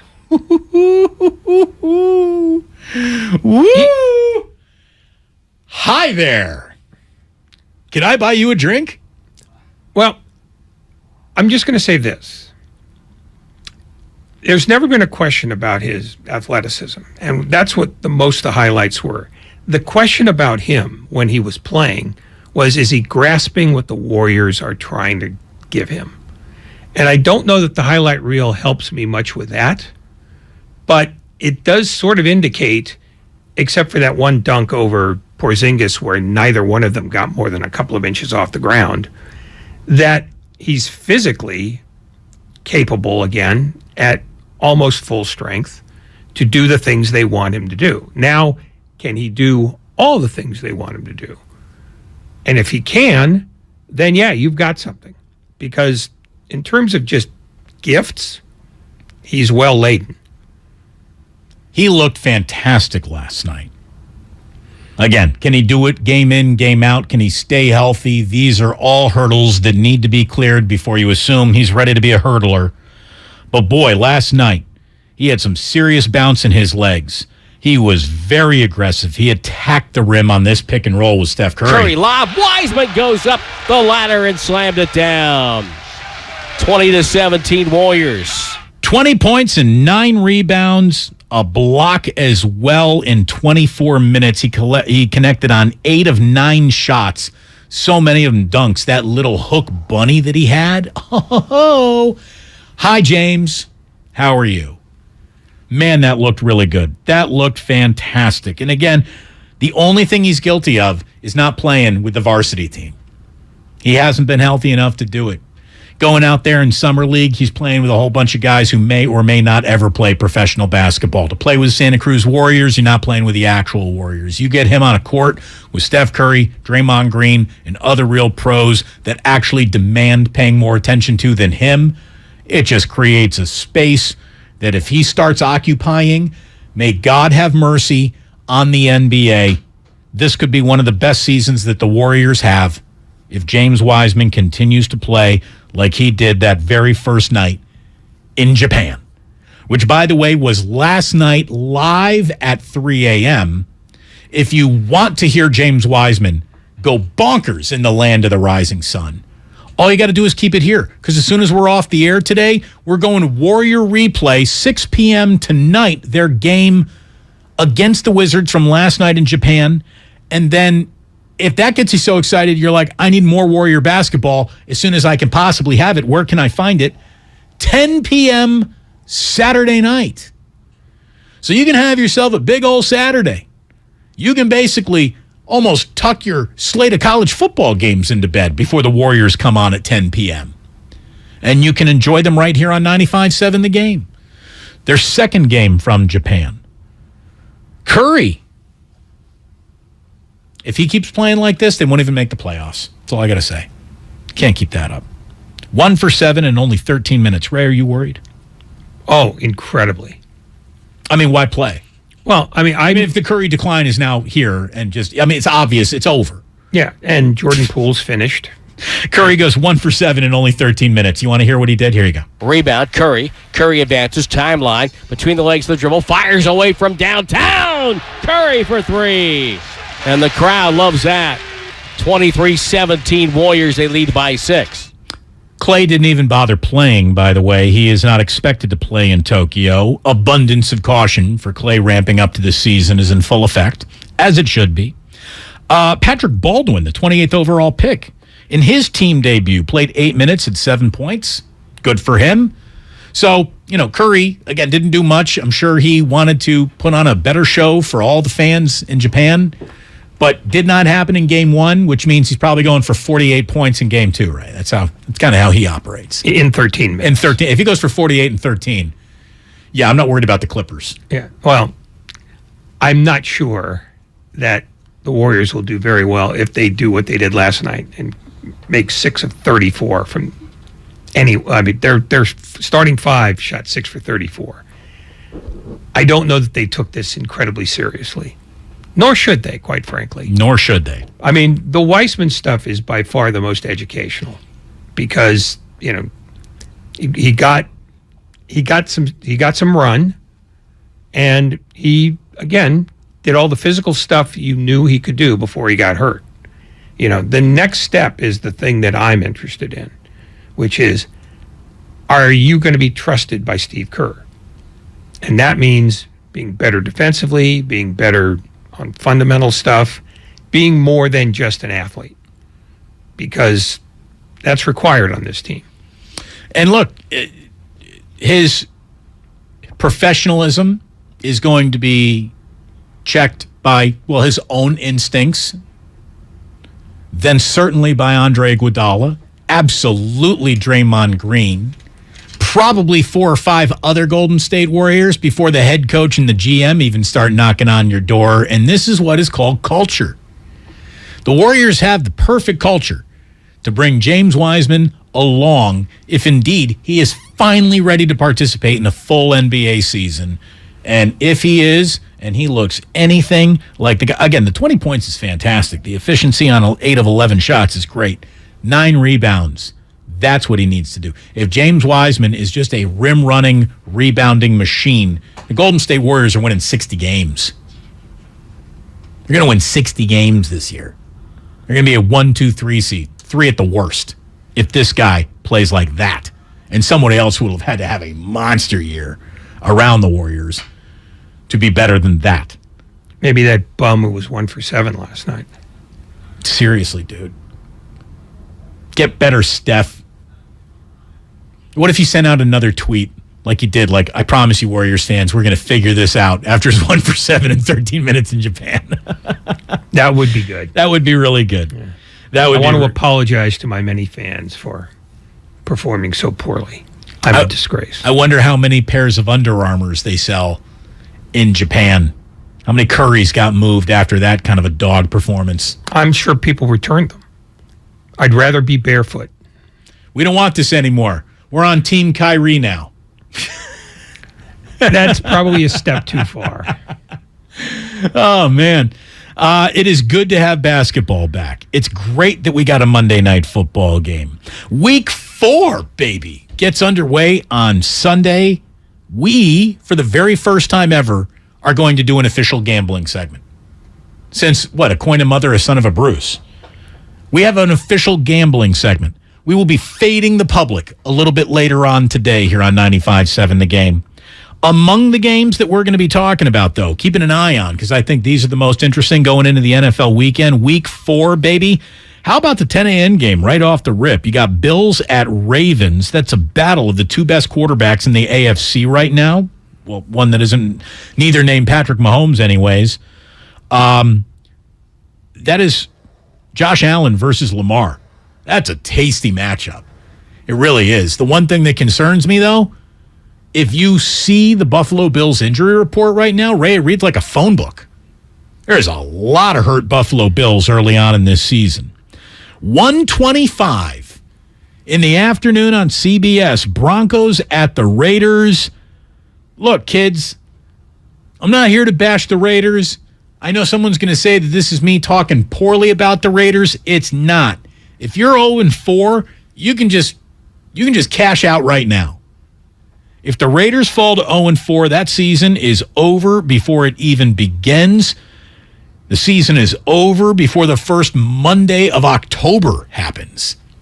So, essentially, against the Denver Broncos at 1:25 on CBS, the Las Vegas Raiders are playing for the life of their season, essentially. That's about as dramatic as a setup for a game as you can get. At least the Broncos are rolling and beatable.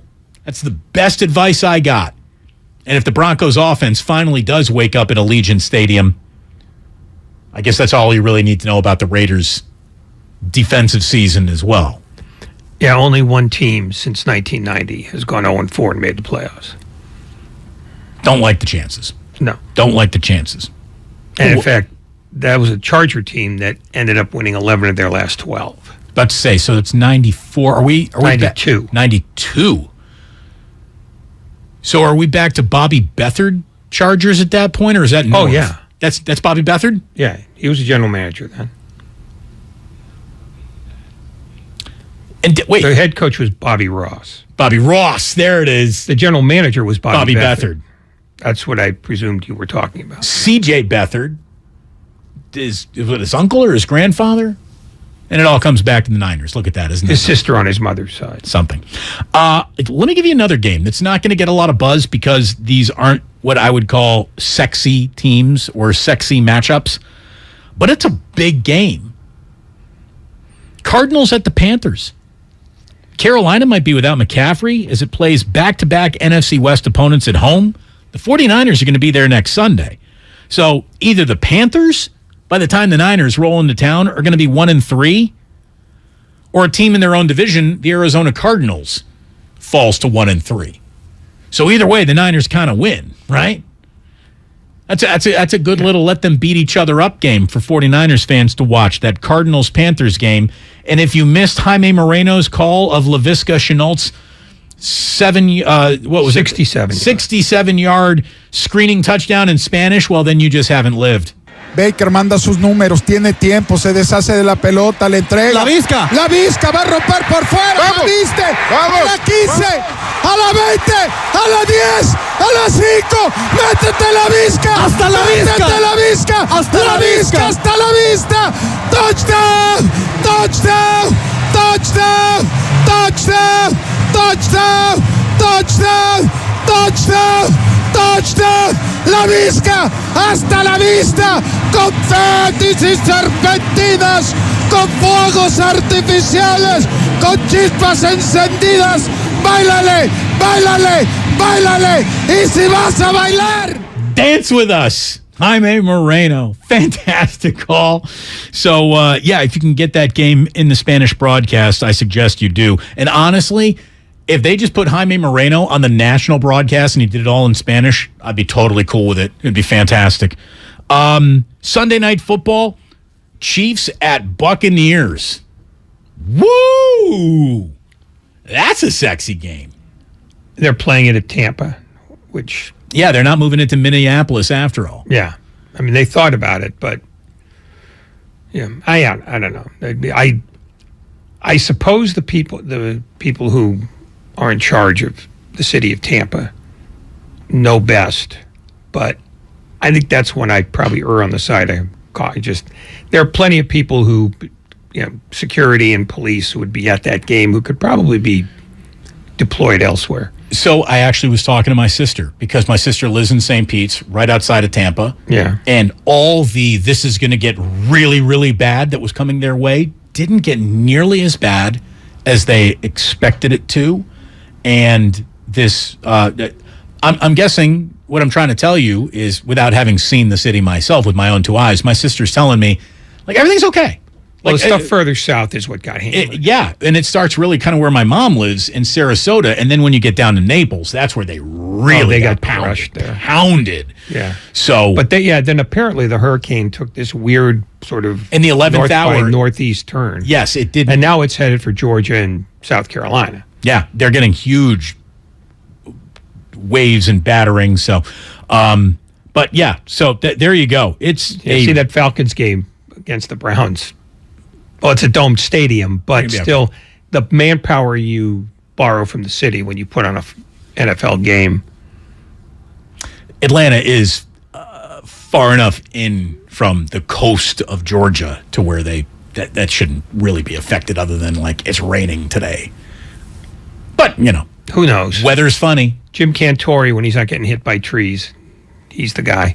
When we do come on back, I'll tell you that we've got the guy, Cam Inman, joining us.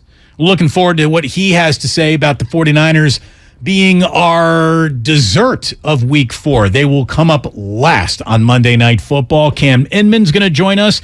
And while we're talking to Cam, we're going to bring up a little bit of an anniversary that I know he'll want to celebrate too, and I know you will want to celebrate it with us. So don't you go anywhere. It's Damon and Ratto here on 95.7 The Game. We're brought to you by Fremont Bank, full-service banking, no compromises. Hi, I'm Aaron, owner of California Deluxe Windows. Ever notice? When your neighbors get new windows, there is a large black eye of broken stucco, uneven plaster, and even mismatched paint. At California Deluxe Windows, we never leave a ring around the window. Why? Because we are one of the only companies in California who custom crafts every window and door to your home's exact measurements. Almost everyone else on the radio is a distributor. They grab a window from a warehouse, break open your walls, shove it in, and patch things up. At California Deluxe Windows, we take pride in our work. Our installation technique is so precise, we do not break your stucco. Your house could be covered with potato chips, and we wouldn't crack one. Call now, and for a limited time, you get 30% off your entire order and 24 months of interest-free financing. 800-874-3600. 800 800-874-3600. That's 800-874-3600. California Deluxe Windows. Windows engineered for life. Certain terms and conditions apply. CSLB number 774518. Did you know that most people wait 6 or 7 years before they buy a new TV?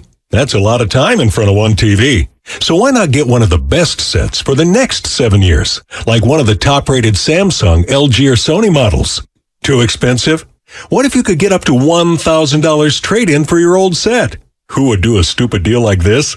Right now, at Video Only, you can get big bucks for your old set as a trade-in and a hot price on the new models. Don't be sorry. Check out Video Only. Don't waste your time trying to sell your old car. Donate it to Cars for Kids. It's the easiest and fastest way to donate your car and get a tax deduction. Donate online at carsforkids.org. That's cars with a K. 1-877 Cards for Kids. Donate your car today.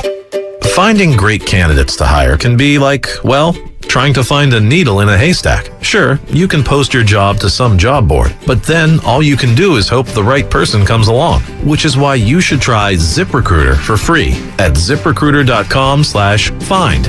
ZipRecruiter doesn't depend on candidates finding you. It finds them for you. Its powerful technology identifies people with the right experience and actively invites them to apply to your job. You get qualified candidates fast. So while other companies might deliver a lot of hay, ZipRecruiter finds you what you're looking for.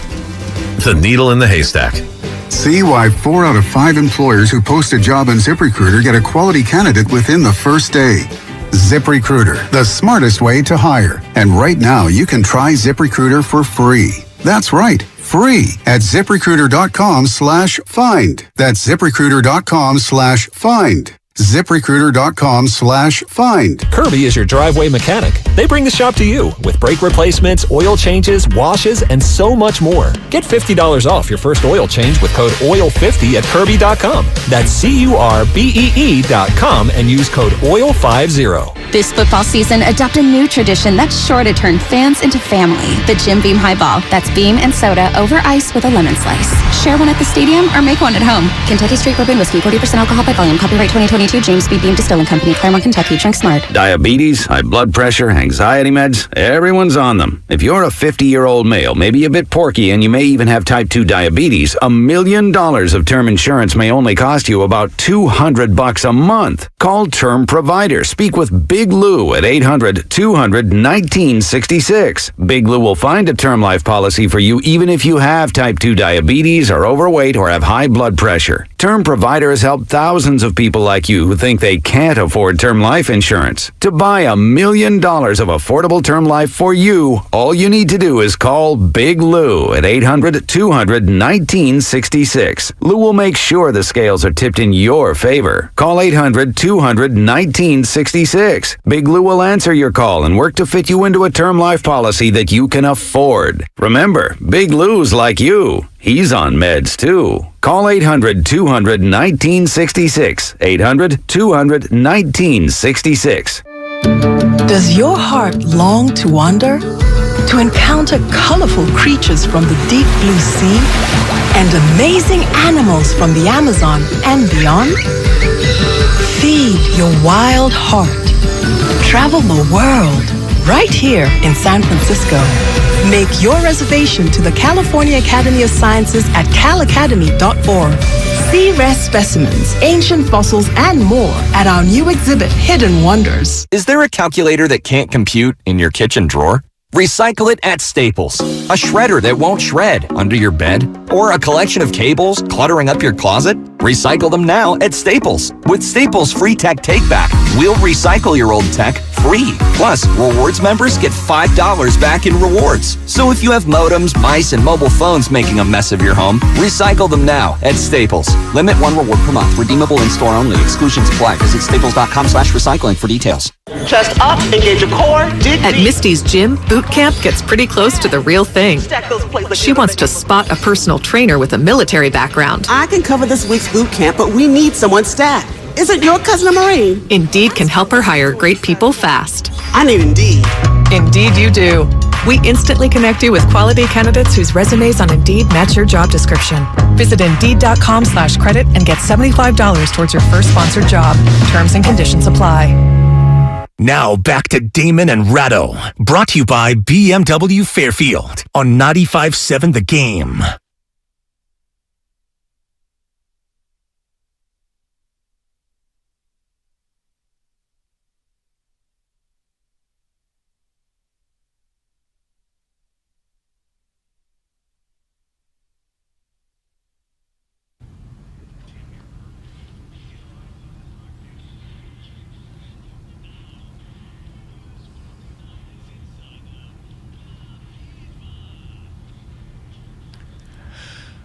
We got ourselves some 49er football waiting for us on Monday night against the Los Angeles Rams. And to talk about that, everything that happened this week leading up to it, our pal Cam Edmond joins us here on Damon and Ratto on a Friday afternoon. Appreciate your time, Cam. How are you, pal? I'm doing great. Happy hour. Happy Friday. Right back at you, man. So obviously we want to talk about the Niners, but everyone in the NFL is talking about the Bengals game last night and the Tua injury, which just, not even trying to draw a line back to what happened Sunday. That isolated injury alone was scary enough. I know that Jimmy Garoppolo was asked about this today. I'd like to play what he said and then ask you a follow-up on that. I didn't see it, actually. I saw, a clip of it. I think it was earlier today. But, yes, scary situation. You always just hope the best for a guy like that. We've all, been in those situations. But, I don't know, I think with the protocol, you just got to trust the process, trust that everyone's doing their job the correct way, and let things fall as they may. Cam, do you think Jimmy really believes that the NFL has players' best interests in mind? And if he does really believe that, should he? I actually asked Jimmy that question and a couple other players in the locker room. And the main vibe I got, Damon, is they believe the NFL's kind of put more strict measures in place for concussions over the last few years. But they also say, players need to be safe from themselves, that the teams are the ones that have to step in. And, George Kittle essentially said that Tua was, they failed Tua by letting him play last night. And it's really concerning to me. I take concussions and brain trauma very seriously, and I think the players do too.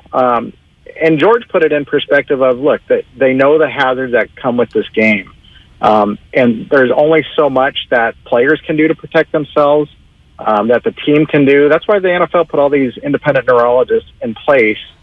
And if something's slipping through the cracks for a player's back on the field within 4 days of a concussion, something major is wrong. And it will be looked at. And I think George put it in a good way, also saying that as strict as the measures are right now, it's going to get even tighter because this is a hot-button topic for good reason. Did you get the sense from talking to any of the players that they have sort of an idea about taking it out of players' hands, maybe simply by deciding that looks like a head injury, I'm not even going to ask you what it is. You're not going to play, for the rest of this game, and then we're going to let the independent people examine you after that. What exactly do they want to happen? Did they say anything concrete? They didn't say anything concrete, but it gets back to that point, Ray, of how do you determine somebody's healed from a concussion? And it's not like going in to get an x-ray. You can do CT scans to find out if there's any serious brain issue going on that needs emergency treatment. And if I can get personal for a second, my daughter had a concussion 3 weeks ago at college, and she's still having serious effects and went and got a CT scan the other day. So it's just, you have to give it time to heal. And it's not like the players are saying, hey, if you see us, get us out of the game and sit us for 2 weeks. It's just, that's not a player's mentality. So it falls upon the league and the NFLPA to make sure protocols are in place to protect them from further hurting themselves. Cam, I mean this. I hope your daughter is well. Please give her our best, and we hope she feels just like herself sooner than later. Thank you. Absolutely, man. As the 49ers get ready for the Rams. We know that there's a lot of positive history for Kyle Shanahan against Sean McVay, but you can pretty much throw all of that out. This is a new year. And to me, like the official year, and I know we keep on pushing back the start date, like this is the week that the year begins. Like no more quarterback mumbo-jumbo or jumbling of QB1, QB2. Won't be a torrential downpour. Won't just be a weird night in Denver. This is familiarity in a home game, and I think a big test that the Niners need to play well through when it comes to improving an offensive performance that let everyone down in week 4. Where's the rub? Like, what needs to happen to improve this offense over what we saw last week, and how available is that without Trent Williams protecting anyone's blind side? Well, there you just nailed it, because the offensive line, it starts there. And without your best offensive lineman or the league's best offensive lineman at left tackle to protect Jimmy Garoppolo's blind side, I'm very concerned what this 49er offense is going to be able to do. You know, they usually pull out some kind of a trick against the Rams that exposes them and is able to rack up yards and points. It's worked so well in the regular seasons they're by winning the past 6 regular season matchups, but it didn't work in the NFC Championship game. You know, a lot of people will bring up last year's win over the Rams on Monday night at Levi Stadium in an October game. Niners go in 3-5. Everybody thinks they're dead. And then they rallied, and they played great. They ran the ball like heck. I think they're going to try to run the ball a lot this game, too. It's just going to be a lot harder to do without Trent Williams there. All due respect to Colt McKivitz. And then on the flip side of it, this really could be fascinating in terms of the Jimmy Garoppolo-Kyle Shanahan relationship, because his trust eroded to the point where what will Kyle ask Jimmy to do? Is it just going to be one of those games where, hey, man, just hand the ball off. We got to win this game by running the ball and keeping the ball out of Matthew Stafford's hands.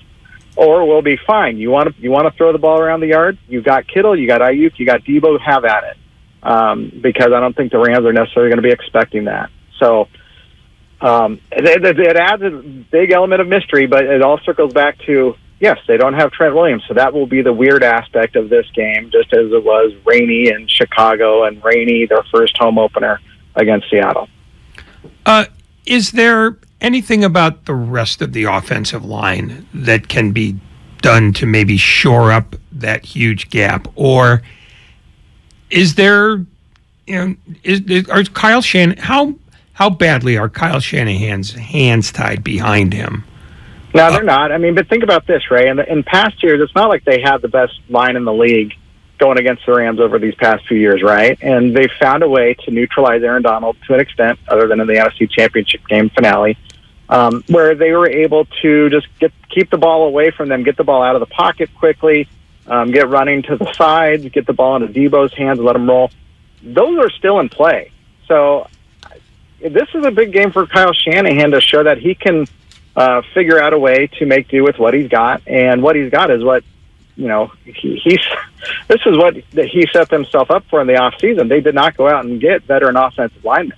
They stuck with their homegrown guys and let it roll because they invested their money elsewhere. Cam Inman here on 95.7 The Game. In terms of opening up this offense, some guys running downfield far enough to throw them the ball to open it up, that'd be a nice element to incorporate too. This is why Danny Gray was drafted, but we do not see him yet pretty much this year.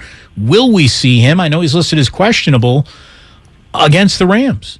Yeah, I don't think you're going to see him. Danny Gray has not practiced the last 2 days, so the secret weapon all 49er fans want to see is probably going to stay a secret for a while longer. I mean, if he's not practicing in the 2 biggest practices of the week, it's not something that they're setting him up for the grand unveil. He's yet to touch the ball his rookie season. He got targeted twice earlier in the year.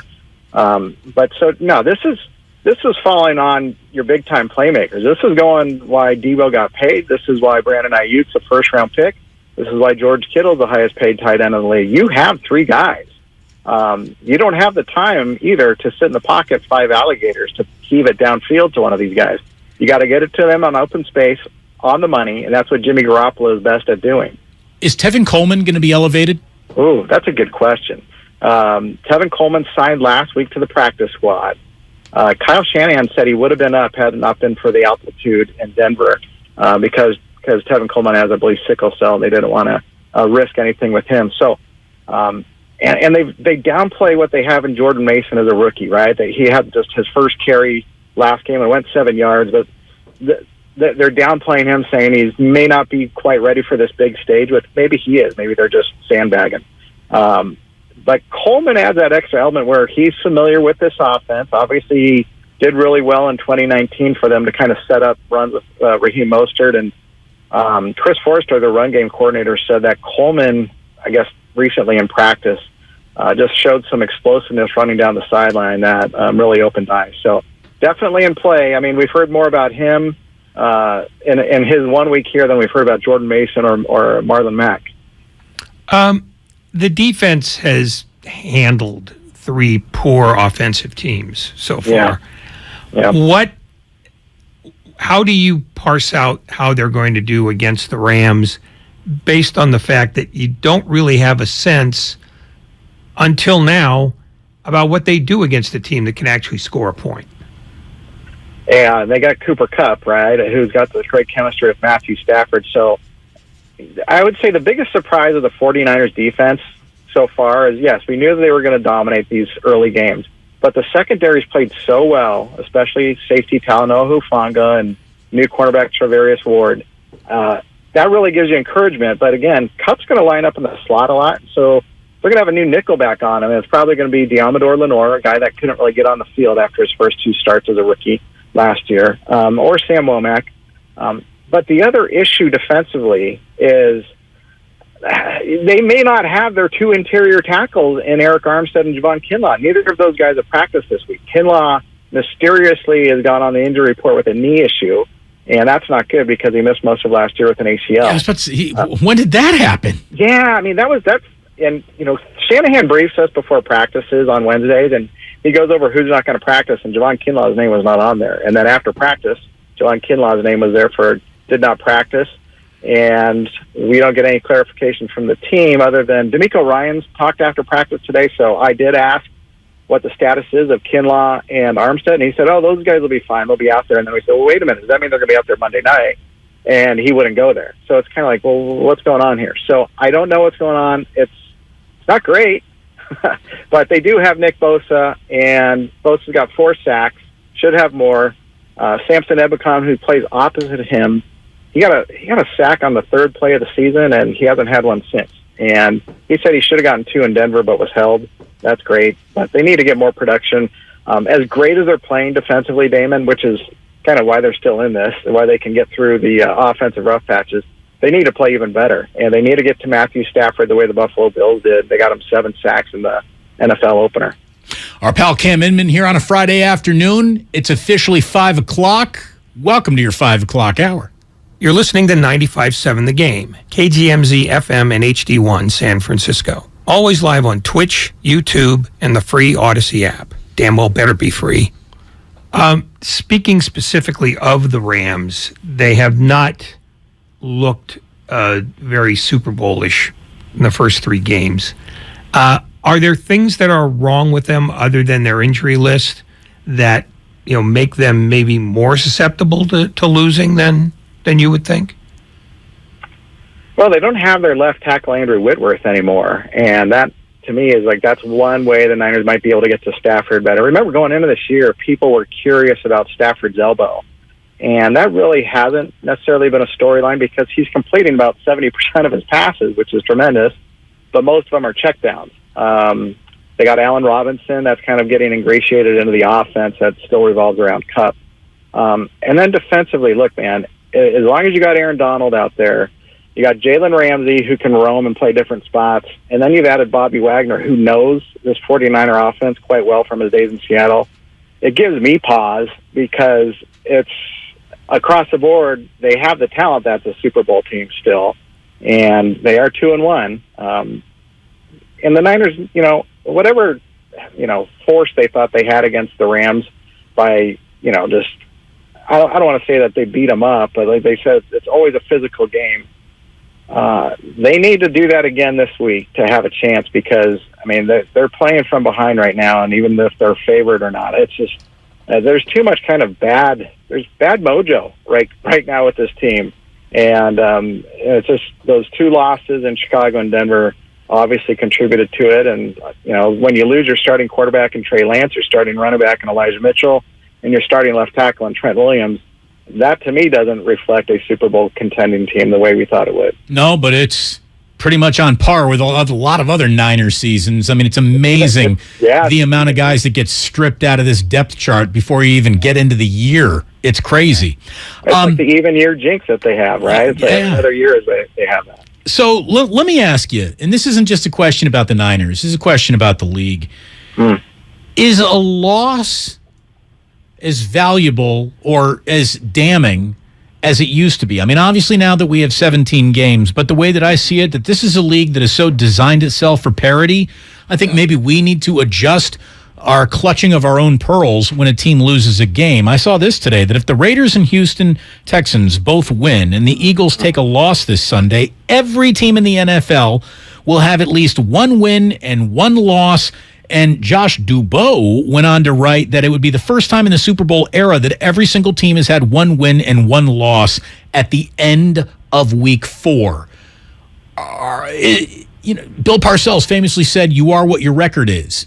Do you believe that anymore? Yeah, I see. I think you bring up a great point because, I mean, right now the Niners are only one game out of first place, right? Makes you think a little differently. Right, when you say it like that. Yeah, well, here's where I think that you need to kind of dig in more on a record is the division. This is if things are going to be so parity-driven, you better win your division games. I mean, division games have always been more important, but if more teams are losing, there's more leeway. Those division games obviously are top priority, and then the conference games are too. We kind of saw that as the Niners were going into their playoff stretch last year, and you're doing the handicapping of tiebreaker procedures, and the conference games and obviously had carried more weight, and then so do the division games. And the Niners beat Seattle, which was a hurdle that they needed to get over. A Seattle team without Russell Wilson finally. So, I mean, if they hold serve against the Rams and they're 2-0 in the division, things are looking a lot better than if you just say, "Oh, well, they're 2-2 overall." You know what I'm saying? Yeah. Oh, hey, well, what's your gut telling you from Monday night? Are they 2-2 or 1-3 by the time we go to bed? My gut is queasy, and the fact that they don't have Trent Williams and the offense looks so bad in Denver. No, I think the Rams are gonna. I think the Rams are gonna come into Levi's and win on prime time. Not being a homer anymore. Anymore? As they got 2 road games coming up in the following 2 weeks. I mean, that sounds a little, it's beatable opponents on the road with Carolina and Atlanta, but you don't want to go into that 2-game road trip sitting at 1-3. So it's a big Monday nighter for sure. Are there any plans to pitch a tent in either Ohio or West Virginia with the back-to-back East Coast games? Well, first of all, wait, one more thing on Levi's. I mean, the Niners have won 5 games in a row there, the place where they never could win. They finally actually have their longest win streak there. So they got that going for them, too. And then, then they're off to Charlotte, and then we go up to West Virginia they will be staying at the lovely Greenbrier. The Greenbrier, where tee times are way beyond my price range. So I'll be staying in the I believe that Lewisburg, West Virginia claims to be the cutest small town in America. And they do have 3 barber shops in a 1-block radius, so I give them that. And then it's back down to Atlanta. So 2 winnable games on the road. So if they go into that and they're 1-3 and they come out 3-3, season restarts. Does the Greenbrier offer falconry? The Greenbrier has a lot of stuff. They have a tremendous. I mean, this is going to be the 3rd straight year going there, and it's very remote and isolated. So the team is not going to get into any trouble there. So can't speak for myself. Okay, then fess up. How do you get into trouble in that town? Mayoko's driving me, so he's got to get me into the town first, and then we'll take it from there. Good luck to you both. Cam, before we let you go, today is the 14 and walk through that just a little bit. Memory lane? See what I did there? No pun intended. Cam, thank you so very much. We'll see you on Monday night, and we'll talk to you then, brother. Thank you so much. Okay, guys. Thanks for having me. Take care. Have a good weekend, everybody. You do the same. Cam Inman here on 95.7 The Game. He's calling a loss. He's saying the Niners are 1-3 going to a 2-game East Coast road trip. Well, I mean, there's a basic logic to it. The Rams are better, and they're probably ready to stop looking mediocre, and if they've got the thing that they had last year that made them so powerful, it should start evidencing itself. So when Al Davis wheeled out his overhead projector ray to fire Lane Kiffin on September 30th, 2008, I was actually in New York auditioning because I was thinking maybe I'll leave the Bay Area because I was being offered a show on Mad Dog Radio. And I auditioned that night that Al Davis fired Lane Kiffin. And it so set me up to crush that audition. They offered me the job, and then I just told Chris Russo, I was like, hey, Chris, you're famous and getting $15 million to walk away. You just told me what you wanted to pay me, and I'm not famous enough to go disappearing on satellite radio yet, so I can't do it. Thank you very much. I'm very flattered that one of the kings of sports talk radio wants to have me essentially launch his network with. Thank you. Very flattered. But I got to say no, because I'm not ready to disappear. And at that time, satellite radio wasn't as prolific as it is right now. So you really sort of went away on satellite radio. And thank God, because, man, I stayed here in the Bay Area. Now I'm never leaving. Met my wife, got my kids. I mean, it would have been a moment in time where my entire life's path would have changed had I taken that job and not come back. You and I would have never been united, honey. Yeah, that's probably where you regret the choice. No! I could tell. It's deeply seated within you. Being around you, come on, man. It's the best. No, look. Wow. No. You can go to hell for lying as well as stealing. You do know that. I enjoy your company, Ray. I even invited you out to ramen last night. I think you and I got a little date to plan. But anyways, we'll worry about that another day. I was thrilled to be in New York. I was thrilled to be auditioning for Chris Russo. I was thrilled that I was literally handed a subject that I had mastery on. Who better in New York City to talk about Al Davis than a guy who lives in the Bay Area, who just happens to be in the New York City and, halfway covers the Raiders, because that's how we used to do it back then. I missed the greatest press conference of all time. I really, truly did. You were in there that day, right? Yeah, I also think that might have been his last one because he didn't look good. No, he didn't. And he got crushed for it, that's unfair. I mean, if you want to laugh at the overhead projector, that's fine. If you want to laugh at his choice of Lane Kiffin to begin with, and the fact that Kiffin helped set up his firing with a 76-yard field goal attempt 2 days earlier, sure that. But I mean, Al was an old man at that point, and it seemed gratuitous. That said, I think it was the last time that he exposed himself to the public in that way, because it played really poorly. It almost made Lane Kiffin seem sympathetic. It really did. It really did. It was, there was a time in my family where we had to have that awkward conversation with Grandpa that it was time to take away the keys. That's a tough conversation to have, because here's a man that you respect. He's a founding father of the entire family. And now you're saying, hey, you don't got it no more, old man. It's hard to say that to you, but you are actually not just putting yourself at risk the way that you're driving now. You're putting other people at risk, and we need to protect the family from the risk you are jeopardizing it in, just in how bad of a driver that you become. Taking the keys away from Grandpa is always a terrible, sad day. Someone will take the keys away from you, Ray. Someday my kids are going to come up to me and say, Dad, that is enough. That was the one day where we realized that it was time to take the keys away from Al Davis, that he was maniacal in his operation more than just a shrewd, crude leader who bled Raider mantra louder than anyone else. Except that people had already arrived at that conclusion with him. But that was the X marks the spot. No, the thing that happened in that presser was that he realized public appearances were no longer good for him. People had decided that football had passed him by before that. because it had. He was still using the same methods, 40 years after every other team in football had stolen his ideas and applied more money to them. And so it wasn't that anybody took the keys away from Grandpa as much as everybody saw, God, his existence it's creepy now. And I think that was the thing that stood out from that, is that he was still lucid. I think he knew what he was saying, but just the presentation was so profoundly awkward. And he saw the backlash to it. And it wasn't about what he said, it was about who he was. And I think that was the last time he let himself be vulnerable that way. Because after that, I don't think he did any more of those. And he eventually passed. Someone from the 510 says, Damon, I remember you on 1050.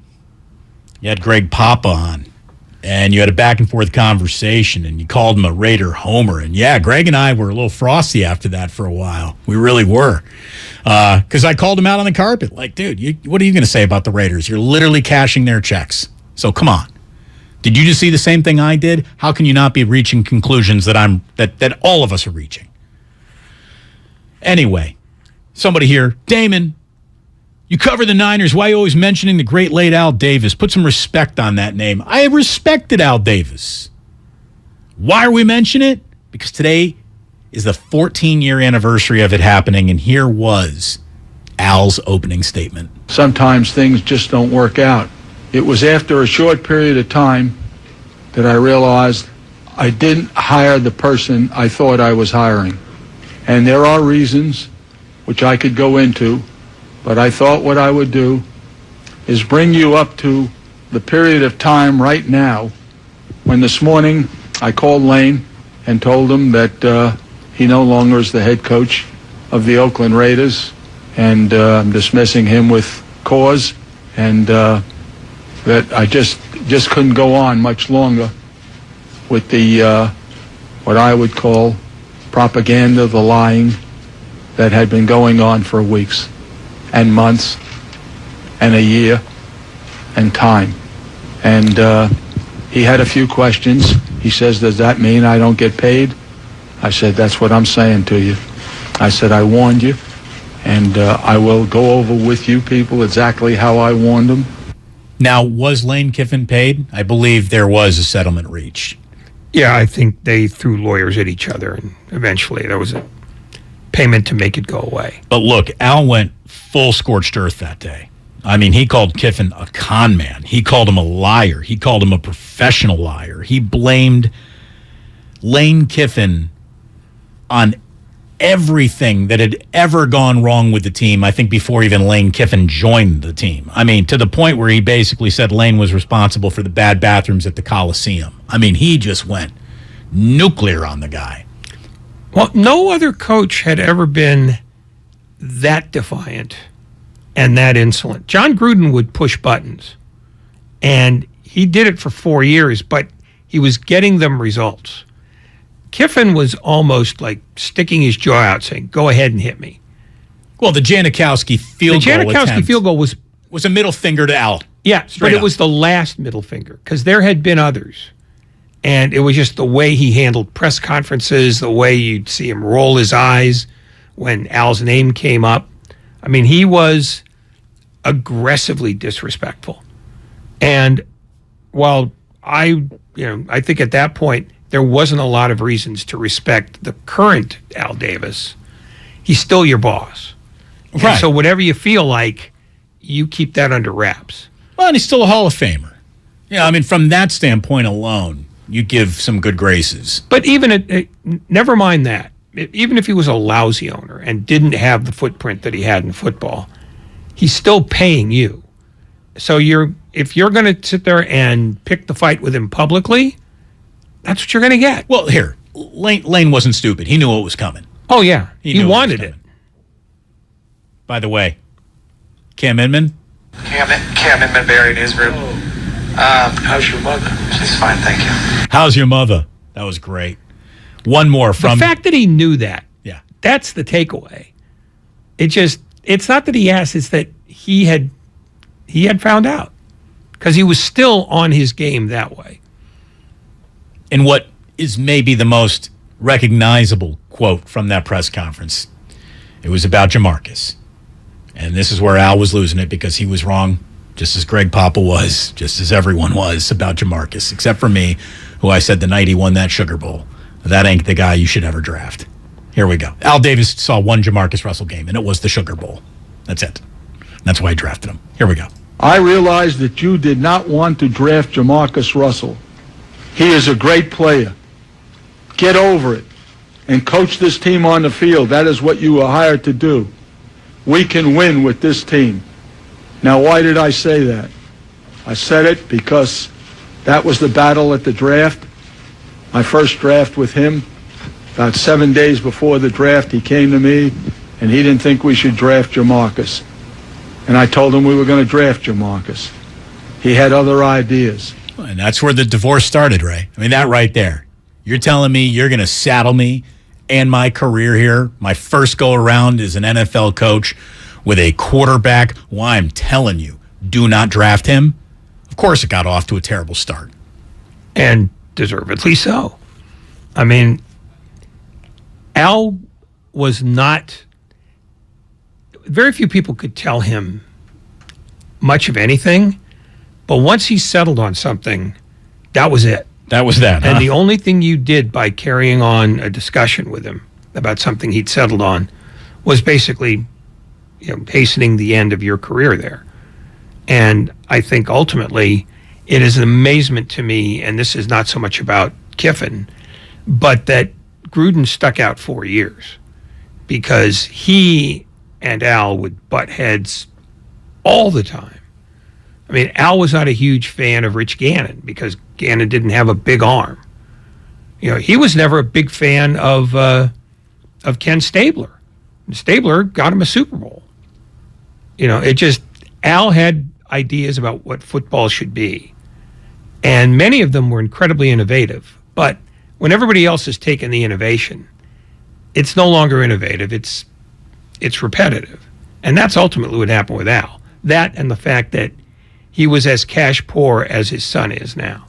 By the way, I am scrolling back here because it wasn't too long ago. Oh, my God, you're right. Somebody on the text line just said, if you remember, in that same game, Lane Kiffin had the team wear the white jerseys at home. I'm surprised Al didn't fire him at the coin toss. He probably, if he could have gotten down there, he would have. Had the Raiders ever worn white jerseys at home before or since that day? I can't speak absolutely to that, but I don't remember another time where they wore white in Oakland. You know who they could have had that day instead of Jaminkus? Calvin Johnson. Yeah. Good call, 650. Oh, man. I mean, I tell you, that was a moment in Bay Area history. We're never going to get anything like that press conference ever served to us again. Number one, I don't even think overhead projectors even exist anymore. Like, I don't think there is one outside of like some sad classroom in like the worst run middle school in America where you're getting overhead projectors still in the mix. Certainly no NFL. Look at it this way. We were told conclusively this week by Fred Warner himself that blackboards don't even exist in the NFL anymore. Oh, no, blackboard. I'd be shocked if anybody makes overhead projectors anymore. I mean, it's just it's work intensive to make them when you can just basically, we'll just get 1,000 laptops from Apple. They give them away to schools. So I can't imagine that anybody's using overhead projectors anymore for anything. Hell, people aren't using offices anymore. Yeah, exactly. Things done changed. David in San Francisco. You're on 95.7 The Game. Hello, David. Hello, Damon and Ray. I have a question. You're right sometimes, but you never say you're wrong, Damon. Oh, I've been wrong plenty of times. And I got people telling me I'm wrong all the time. Okay, but then you're bringing up Al Davis, and it's kind of... David, I didn't hang up on you. Your phone dropped. I did not cancel David right there. That wasn't me. David's line is still on. David, you still there? I'm here. Oh, there he Can you is. hear me? He's back. He's back. Here's David. What do you got, David? Yeah, this Al Davis. As far as people of color, he's been probably one of the only owners that have went out his way to give somebody an opportunity that deserves the opportunity because of what they are, not who they are, and because they're not familiar or he's not right. But we're not familiar with talking it. about And I that. hear We're not talking about that, David. Seriously, like we're talking about Jamarcus Russell and this press conference. That's what we're talking about because it's the 14-year anniversary of that press conference. Did you ever hear me say that Al Davis wasn't great in terms of elevating minorities in this league or hiring Amy Trask? I mean, that's the ultimate minority in football. We're bringing in a woman. He's been dead for 11 years, and he's still the most important figure for diversity in the NFL. I mean, him and what it was and the Steelers. Yeah, but Al more than any because Al did it in the 70s when he gets credit for that. He gets credit for that. No, he gets that's why he's in the Hall of Fame because he basically didn't see color. He saw football. The only thing that happened to Al Davis is that he got old and the football he believed in became passé. Yeah. Look, David, I if you want to bring up I never said Al Davis was anything other than everyone's favorite Maverick and a great owner up to a point in his career where he became a level of Jerry Jones, meddlesome, cantankerous, with his draft picks flaming out like a bonfire one after another over and over again. You know what's going to happen when I'm in my 70s? I'm going to lose my fastball too. There's no doubt. Ray's 84. It's amazing he still throws as hard as he does. Yeah, but I'm a spry 84. You really are. You are a lickety-split 84, if there ever was one. No, Al Davis's place in pro football is secure. And he was on top of his game for a lot longer than he wasn't. But he did stay too long at the fair, the way most people in any line of work tend to. It is human nature not to want to give up the thing that made you who you are.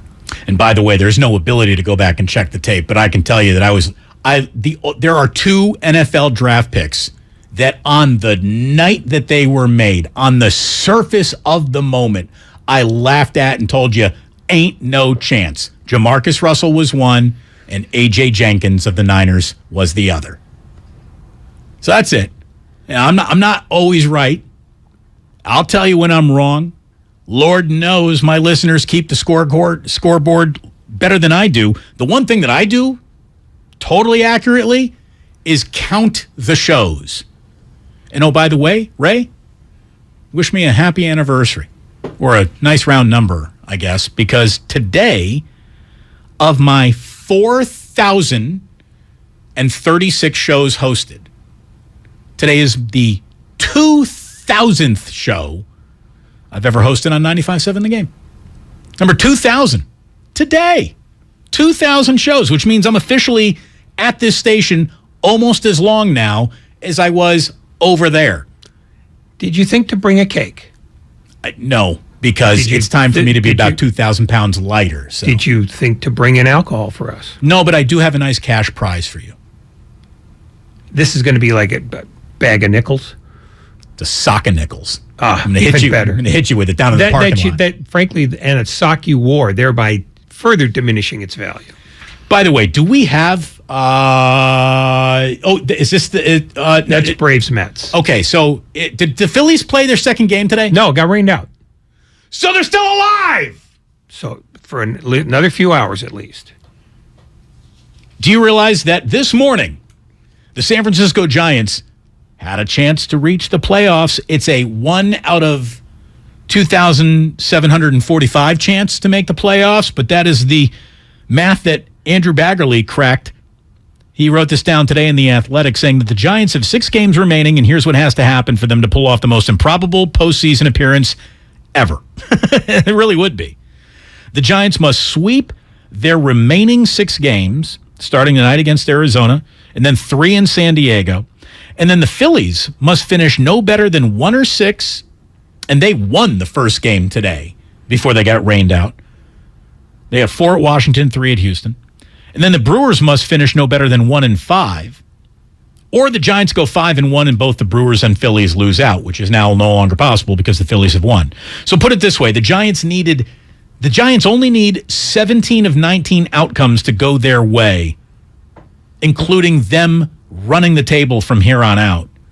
And that's all they got to do to reach the postseason. Well, that's it. That's it, Ray. Here's the fact that they're still in it at this point. It's kind of amazing. And they're at 500 right now. Yeah, they won 9 out of 10. I wouldn't have bet them sniffing it at this point. They won 9 out of 10 to get back to 500. Ford Proctor hit his first career home run, which was a grand slam last night. Camilo Duvall saved number 27 out of 30 chances.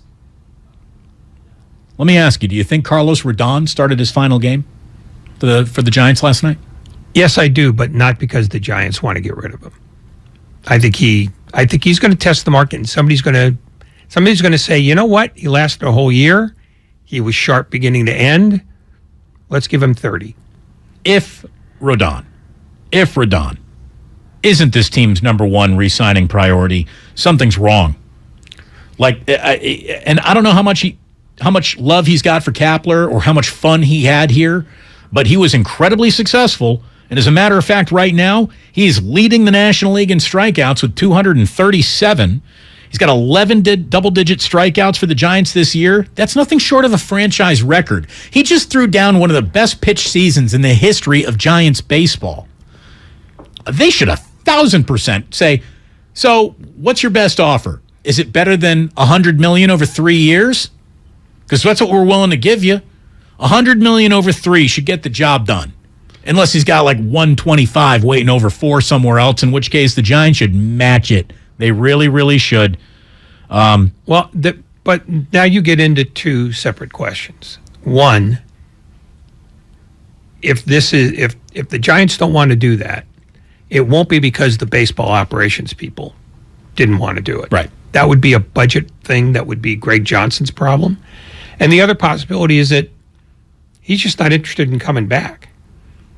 Because, he might be fed up with, playing on a team that's not in it. I mean, they won 9 out of 10. They're back to 500, and they are 30 games behind the Dodgers. Dodgers have won 108 games. They're just monsters. They just keep on plugging away. So we'll see if the Giants can stay above water, but for one more night. It ain't just all on them anymore. By the way, the A's, I'm sorry, 100 losses for just the second time in team history. They got 1 hit by Shohei Ohtani last night, who took a no-hitter into the 8th inning. That guy, if he had actually produced the no-no, that would have closed, or I don't know if it would have closed the gap between him and Aaron Judge, but it would have made the MVP debate a little more worth having, even though it'll probably be Judge anyways. The A's are scheduled to face Ohtani again in their final game of the season if the Angels stay on their scheduled rotation. But even though this is the only second 100-loss team in Oakland A's history, it is unquestionably the most disgraceful season in the entire history of the entire franchise, going to Kansas City or Philadelphia. And for that final homestand, John Fisher should be stripped naked and tied to that flagpole out in front of the Coliseum and just have a bucket of rotten tomatoes for fans to pick up and throw at him. That seems fair. Don't you think that should be? No, I really. You lost me at naked. That's not a vision I want. Boxer briefs. Well, you don't have to see. You don't have to see the dong. At least tidy it up some. No, they got what they deserved. This is not actually the most revolting season that this franchise has ever put together. The year that they drew 300,000 and chased Charlie Finley out of town at last by doing essentially the same thing that they're doing this year, which is refusing to go. That's probably the worst. Because if you don't get the X marks the spot of the owner beat it, then this was bad. No. This was the worst since then. This team's going to play 162 major league games without even a whiff of interest, mainly in their own fan base. Yeah, no, their fans, they voted with their feet. They just said, no, I'm not coming there. I refuse to give that guy money. And that's all this is. I mean, they wouldn't have drawn great with the team in general, but, when you're 55 and 100 and it's done the way it's been done, and it's been done the same way 4 different times in the last 20 years, people just go, you know what? This is entertainment. I'm not married to you guys. If you're not going to try, why should I? And I think that's the only rational way to view this. I think every time there's an empty seat in any arena anywhere, that's somebody who said, I got something better I'd rather do. Somebody from the 408 says, John Fisher would agree to the tomatoing, but he'd want to charge A's fans each tomato that they threw at him. Yeah. You know what? That would be the most interesting bit of marketing they've done all year. Really would be. I mean, this should be a new rule in baseball. Anytime your team loses 100 games, which, let's face it, at this point in baseball, that's almost an organizational choice to lose 100 games. Yeah, it's hard to lose 100 and not want to lose 100. Right. So anytime you lose 100 games, your owner should be tied to the closest flagpole outside of your stadium for a full tomatoing. Or just, have him in one place, surrounded by people holding tomatoes, and then just go at him that way. You don't have to tie him to anything.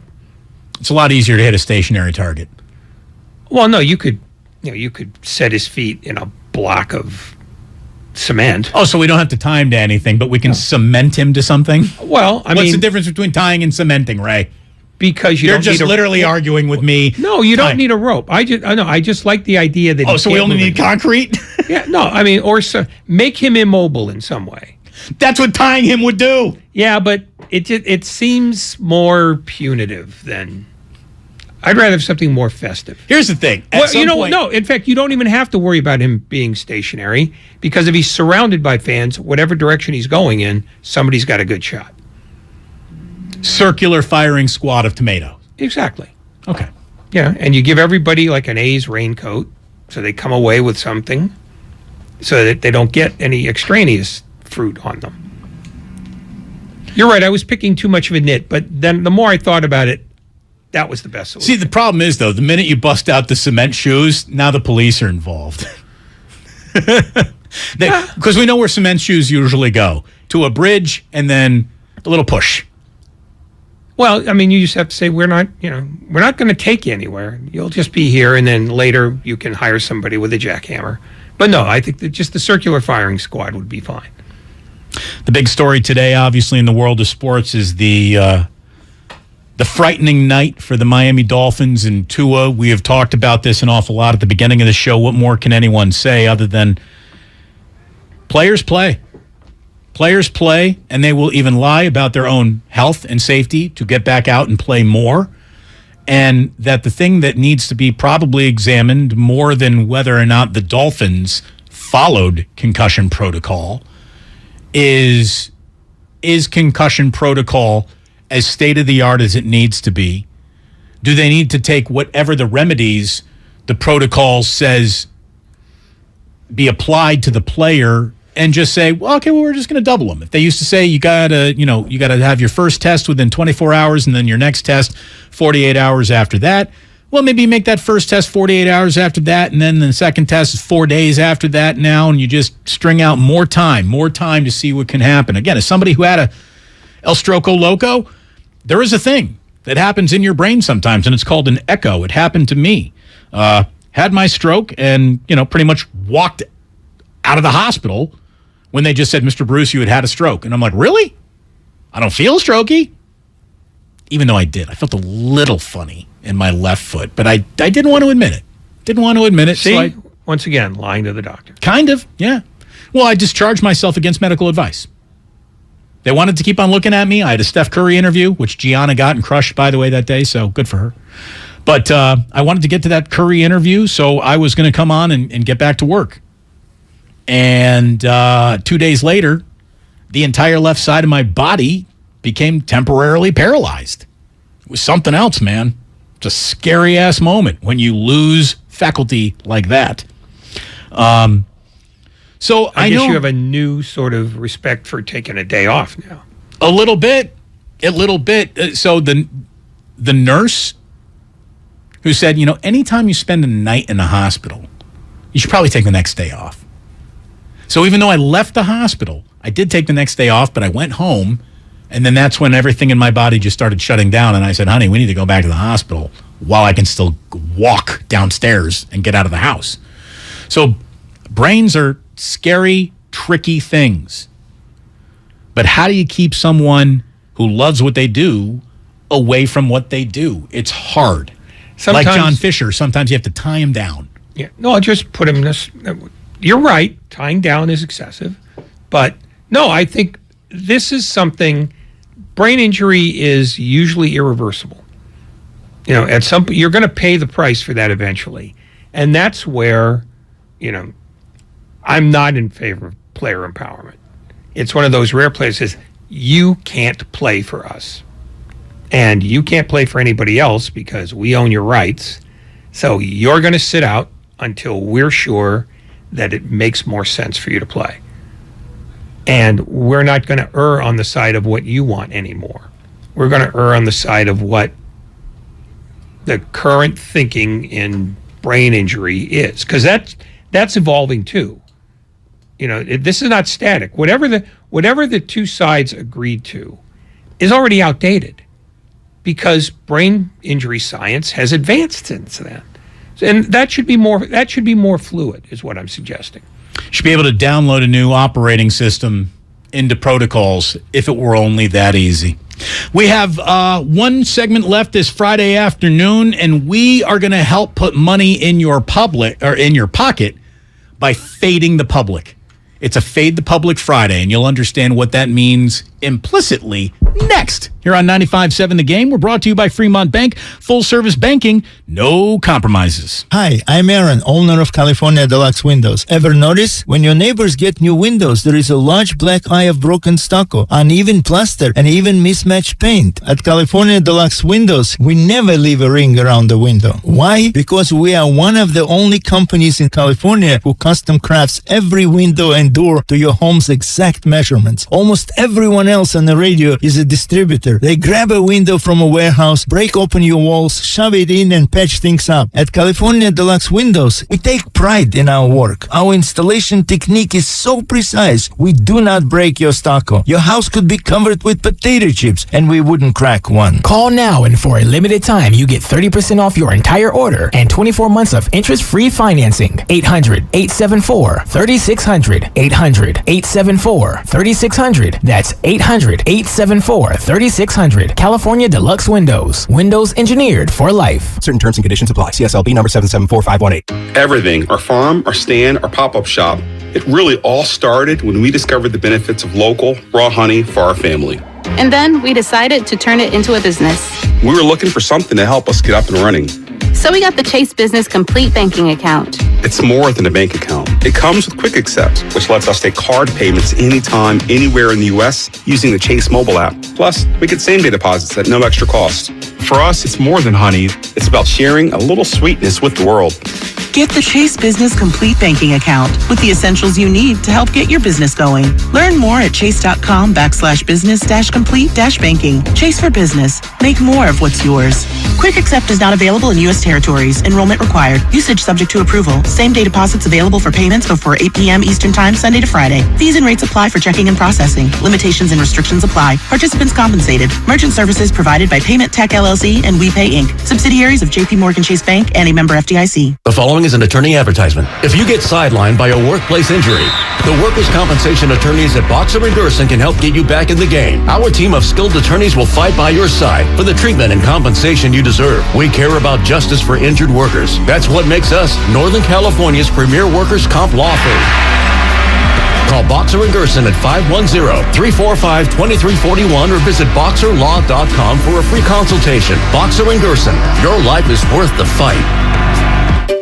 Finding great candidates to hire can be like, well, trying to find a needle in a haystack. Sure, you can post your job to some job board, but then all you can do is hope the right person comes along, which is why you should try ZipRecruiter for free at ZipRecruiter.com/find. ZipRecruiter doesn't depend on candidates finding you. It finds them for you. Its powerful technology identifies people with the right experience and actively invites them to apply to your job. You get qualified candidates fast. So while other companies might deliver a lot of hay, ZipRecruiter finds you what you're looking for. The needle in the haystack. See why 4 out of 5 employers who post a job on ZipRecruiter get a quality candidate within the first day. ZipRecruiter, the smartest way to hire. And right now, you can try ZipRecruiter for free. That's right, free at ZipRecruiter.com/find. That's ZipRecruiter.com/find. ZipRecruiter.com/find. Flying Ace, this is Sky Hunter. I've got my compound eyes on the target. Copy that. You're on his flight path. I'm going in. Got him! Nice move, my four-wing friend. Tasty. That mosquito never saw me coming. See how dragonflies catch a mid-air meal at Bugs, a new exhibit at the California Academy of Sciences. Explore the secrets of bugs, massive models, and more. Now open. Get tickets at calacademy.org. Are you seeing the telomeres here? Come here, look at the scope. Dr. Ocasio's lab startup just discovered a gene therapy breakthrough. The cells have already doubled. He needs a fleet of research assistants before this breakthrough breaks them. We need lab techs, research assistants. Indeed can help him hire great people fast. I need Indeed. Indeed you do. We instantly connect you with quality candidates whose resumes on Indeed match your job description. Visit Indeed.com/credit and get $75 towards your first sponsored job. Terms and conditions apply. Prescription products require an online consultation with a healthcare provider who will determine if a prescription is appropriate. Restrictions apply. See website for full details and important safety information. Subscription required. Refund available for 60 days after purchase. Hey guys, did you know there's a generic form of Viagra that works just the same but is 90% cheaper? And you can get it online? Just go to 4hims.com/joy. You'll get a free medical consultation, discreet shipping if prescribed, a 100% online process, and trusted generic alternatives to the biggest brands at 90% off. That's right, get generic for Viagra, the same active ingredient as brand name Viagra, but 90% cheaper. It's the same medication you get from your doctor, but with zero copay, no expensive appointments, and no awkward face-to-face conversations. Results are guaranteed or your money back. To start your free online visit, you need to go to this exclusive address, 4hims.com/joy. That's 4hims.com/joy for your free online visit. FORHIMS.com/JOY. You might not have the biggest garage on the block, but with eBay Motors, there's 122 million parts right at your fingertips. Whatever you need, there's something that fits your vehicle. Air filters, tires, seat covers, and more. Get the right parts at the right prices. ebaymotors.com. Let's ride. Here's what happened today on The Game. Presented by the County of Santa Clara. The morning roast from 6 to 9. I'm so excited for this year's Warrior team. I mean, an argument can be made there have been more sexier teams. This might be their best team top to bottom. Willard and Dibbs from 9 to noon. What is that thing that is going to finally lead the NFL to potentially have a heart? Steiny and Guru from noon to 3. What's my word, Steiny? The cooking show with the goo. All the ingredients to get ugly Monday, but yet they could win, and I wouldn't be surprised driving home. And Damon and Ratto from 3 to 6. Human welfare can't be found on a football field. What do you think it is we're doing here? Football's dangerous. The best of the game, presented by the County of Santa Clara. Book a COVID-19 booster shot now at sccfreevax.org or call 211.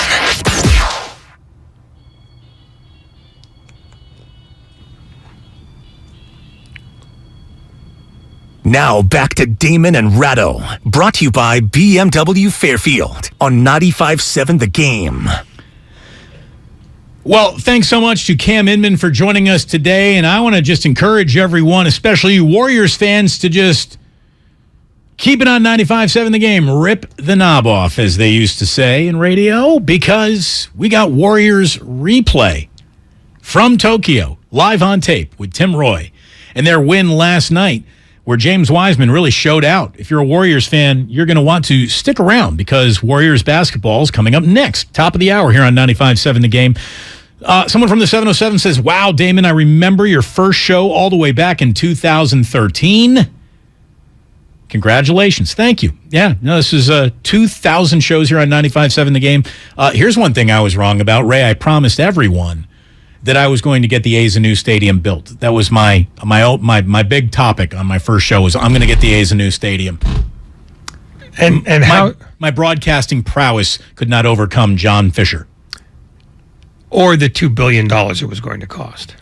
Again, all I needed was to overcome John Fisher, and the billions would have been there. So, yeah, got that one wrong. Somebody says, David, can you play the clip where you found out the Warriors got DeMarcus Cousins? All right, got that one wrong too. But boy, that was an exciting show and a good night. It's time to fade the public, Ray. You know, let's say they fired us tomorrow, and you and I had to gamble to make our ends meet and pay our mortgages. I know that neither one of us know enough about sports to actually do well, so we should probably just do what the casinos do. We should bet against the common man. Welcome to a little Fade the Public Friday. We're going to start just, by going through some of the games that have the biggest leverages against the public here, and then we're going to pick the one that's got the most. We could just start in our own backyard. 49ers opened as a 1.5-point favorite, and then it stuck there despite 71% of the bets coming in on the Rams. 53% of the money is on the 49ers. That means an awful lot of sharp money is on the 49ers, which feels like a good way to start fading the public. What are the sharps doing? But no, we cannot pick that game because there is a bigger number somewhere else. Everybody and their mother is on the Carolina Cardinals game. Panthers and Cardinals are playing. The line opened at Arizona +3. Right now it's Cardinals plus 0.5 point. 82% of the bets and 86% of the money is on the Cardinals. So do you like the Panthers? No. I don't really either. Because Christian McCaffrey. That's exactly the answer. Might not be out. And apparently there are reports out of Carolina that Matt Rule is losing his locker room. So if you want to lay off that one, I'll let you. There's a bigger number. You're not going to like these circumstances any more than you like maybe giving up on Matt Rule or not being able to play Christian McCaffrey. I want to take you all the way across the pond, Ray, for this game in London so you can fade the public over coffee, breakfast. The Vikings and Saints are in London for our very first NFL game outside of the States this season, and Minnesota opened at a 1-point favorite. That line moved to Vikings -3. 80% of the money. No, excuse me. 80% of the bets. 91% of the money is on the Vikings against this very banged-up Saints team. Jameis Winston is officially doubtful. Michael Thomas has already been ruled out. And it looks like the Red Rifle himself, Andy Dalton, will be where we're putting our money this week. Because in our first official, and we will keep the record, we will let you know how fading the public did for this show. At the end of the year, we will update it every week. We won't run away from bad results. We won't claim to be responsible for the good results because all we're doing is fading the public. Ray, to fade the public, the most public in the NFL this week, we're taking the Saints over the Vikings. Plus the 3. Plus the 3. Yeah, let's not lose our minds. Oh, yeah. Saints +3 over the Vikings. Andy Dalton, deliver us to glory. I think Alvin Kamara will be the guy who delivers you to glory. Because I don't think Andy Dalton's saving anybody from anything, especially without the auspices of Michael Thomas. So there you go.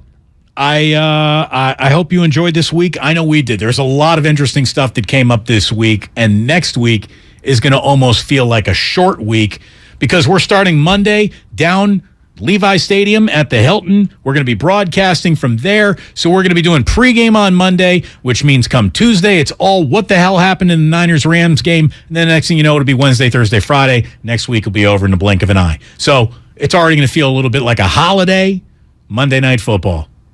When the Niners are on, it makes the week go faster. There's no doubt about that. Makes the drive go slower, though.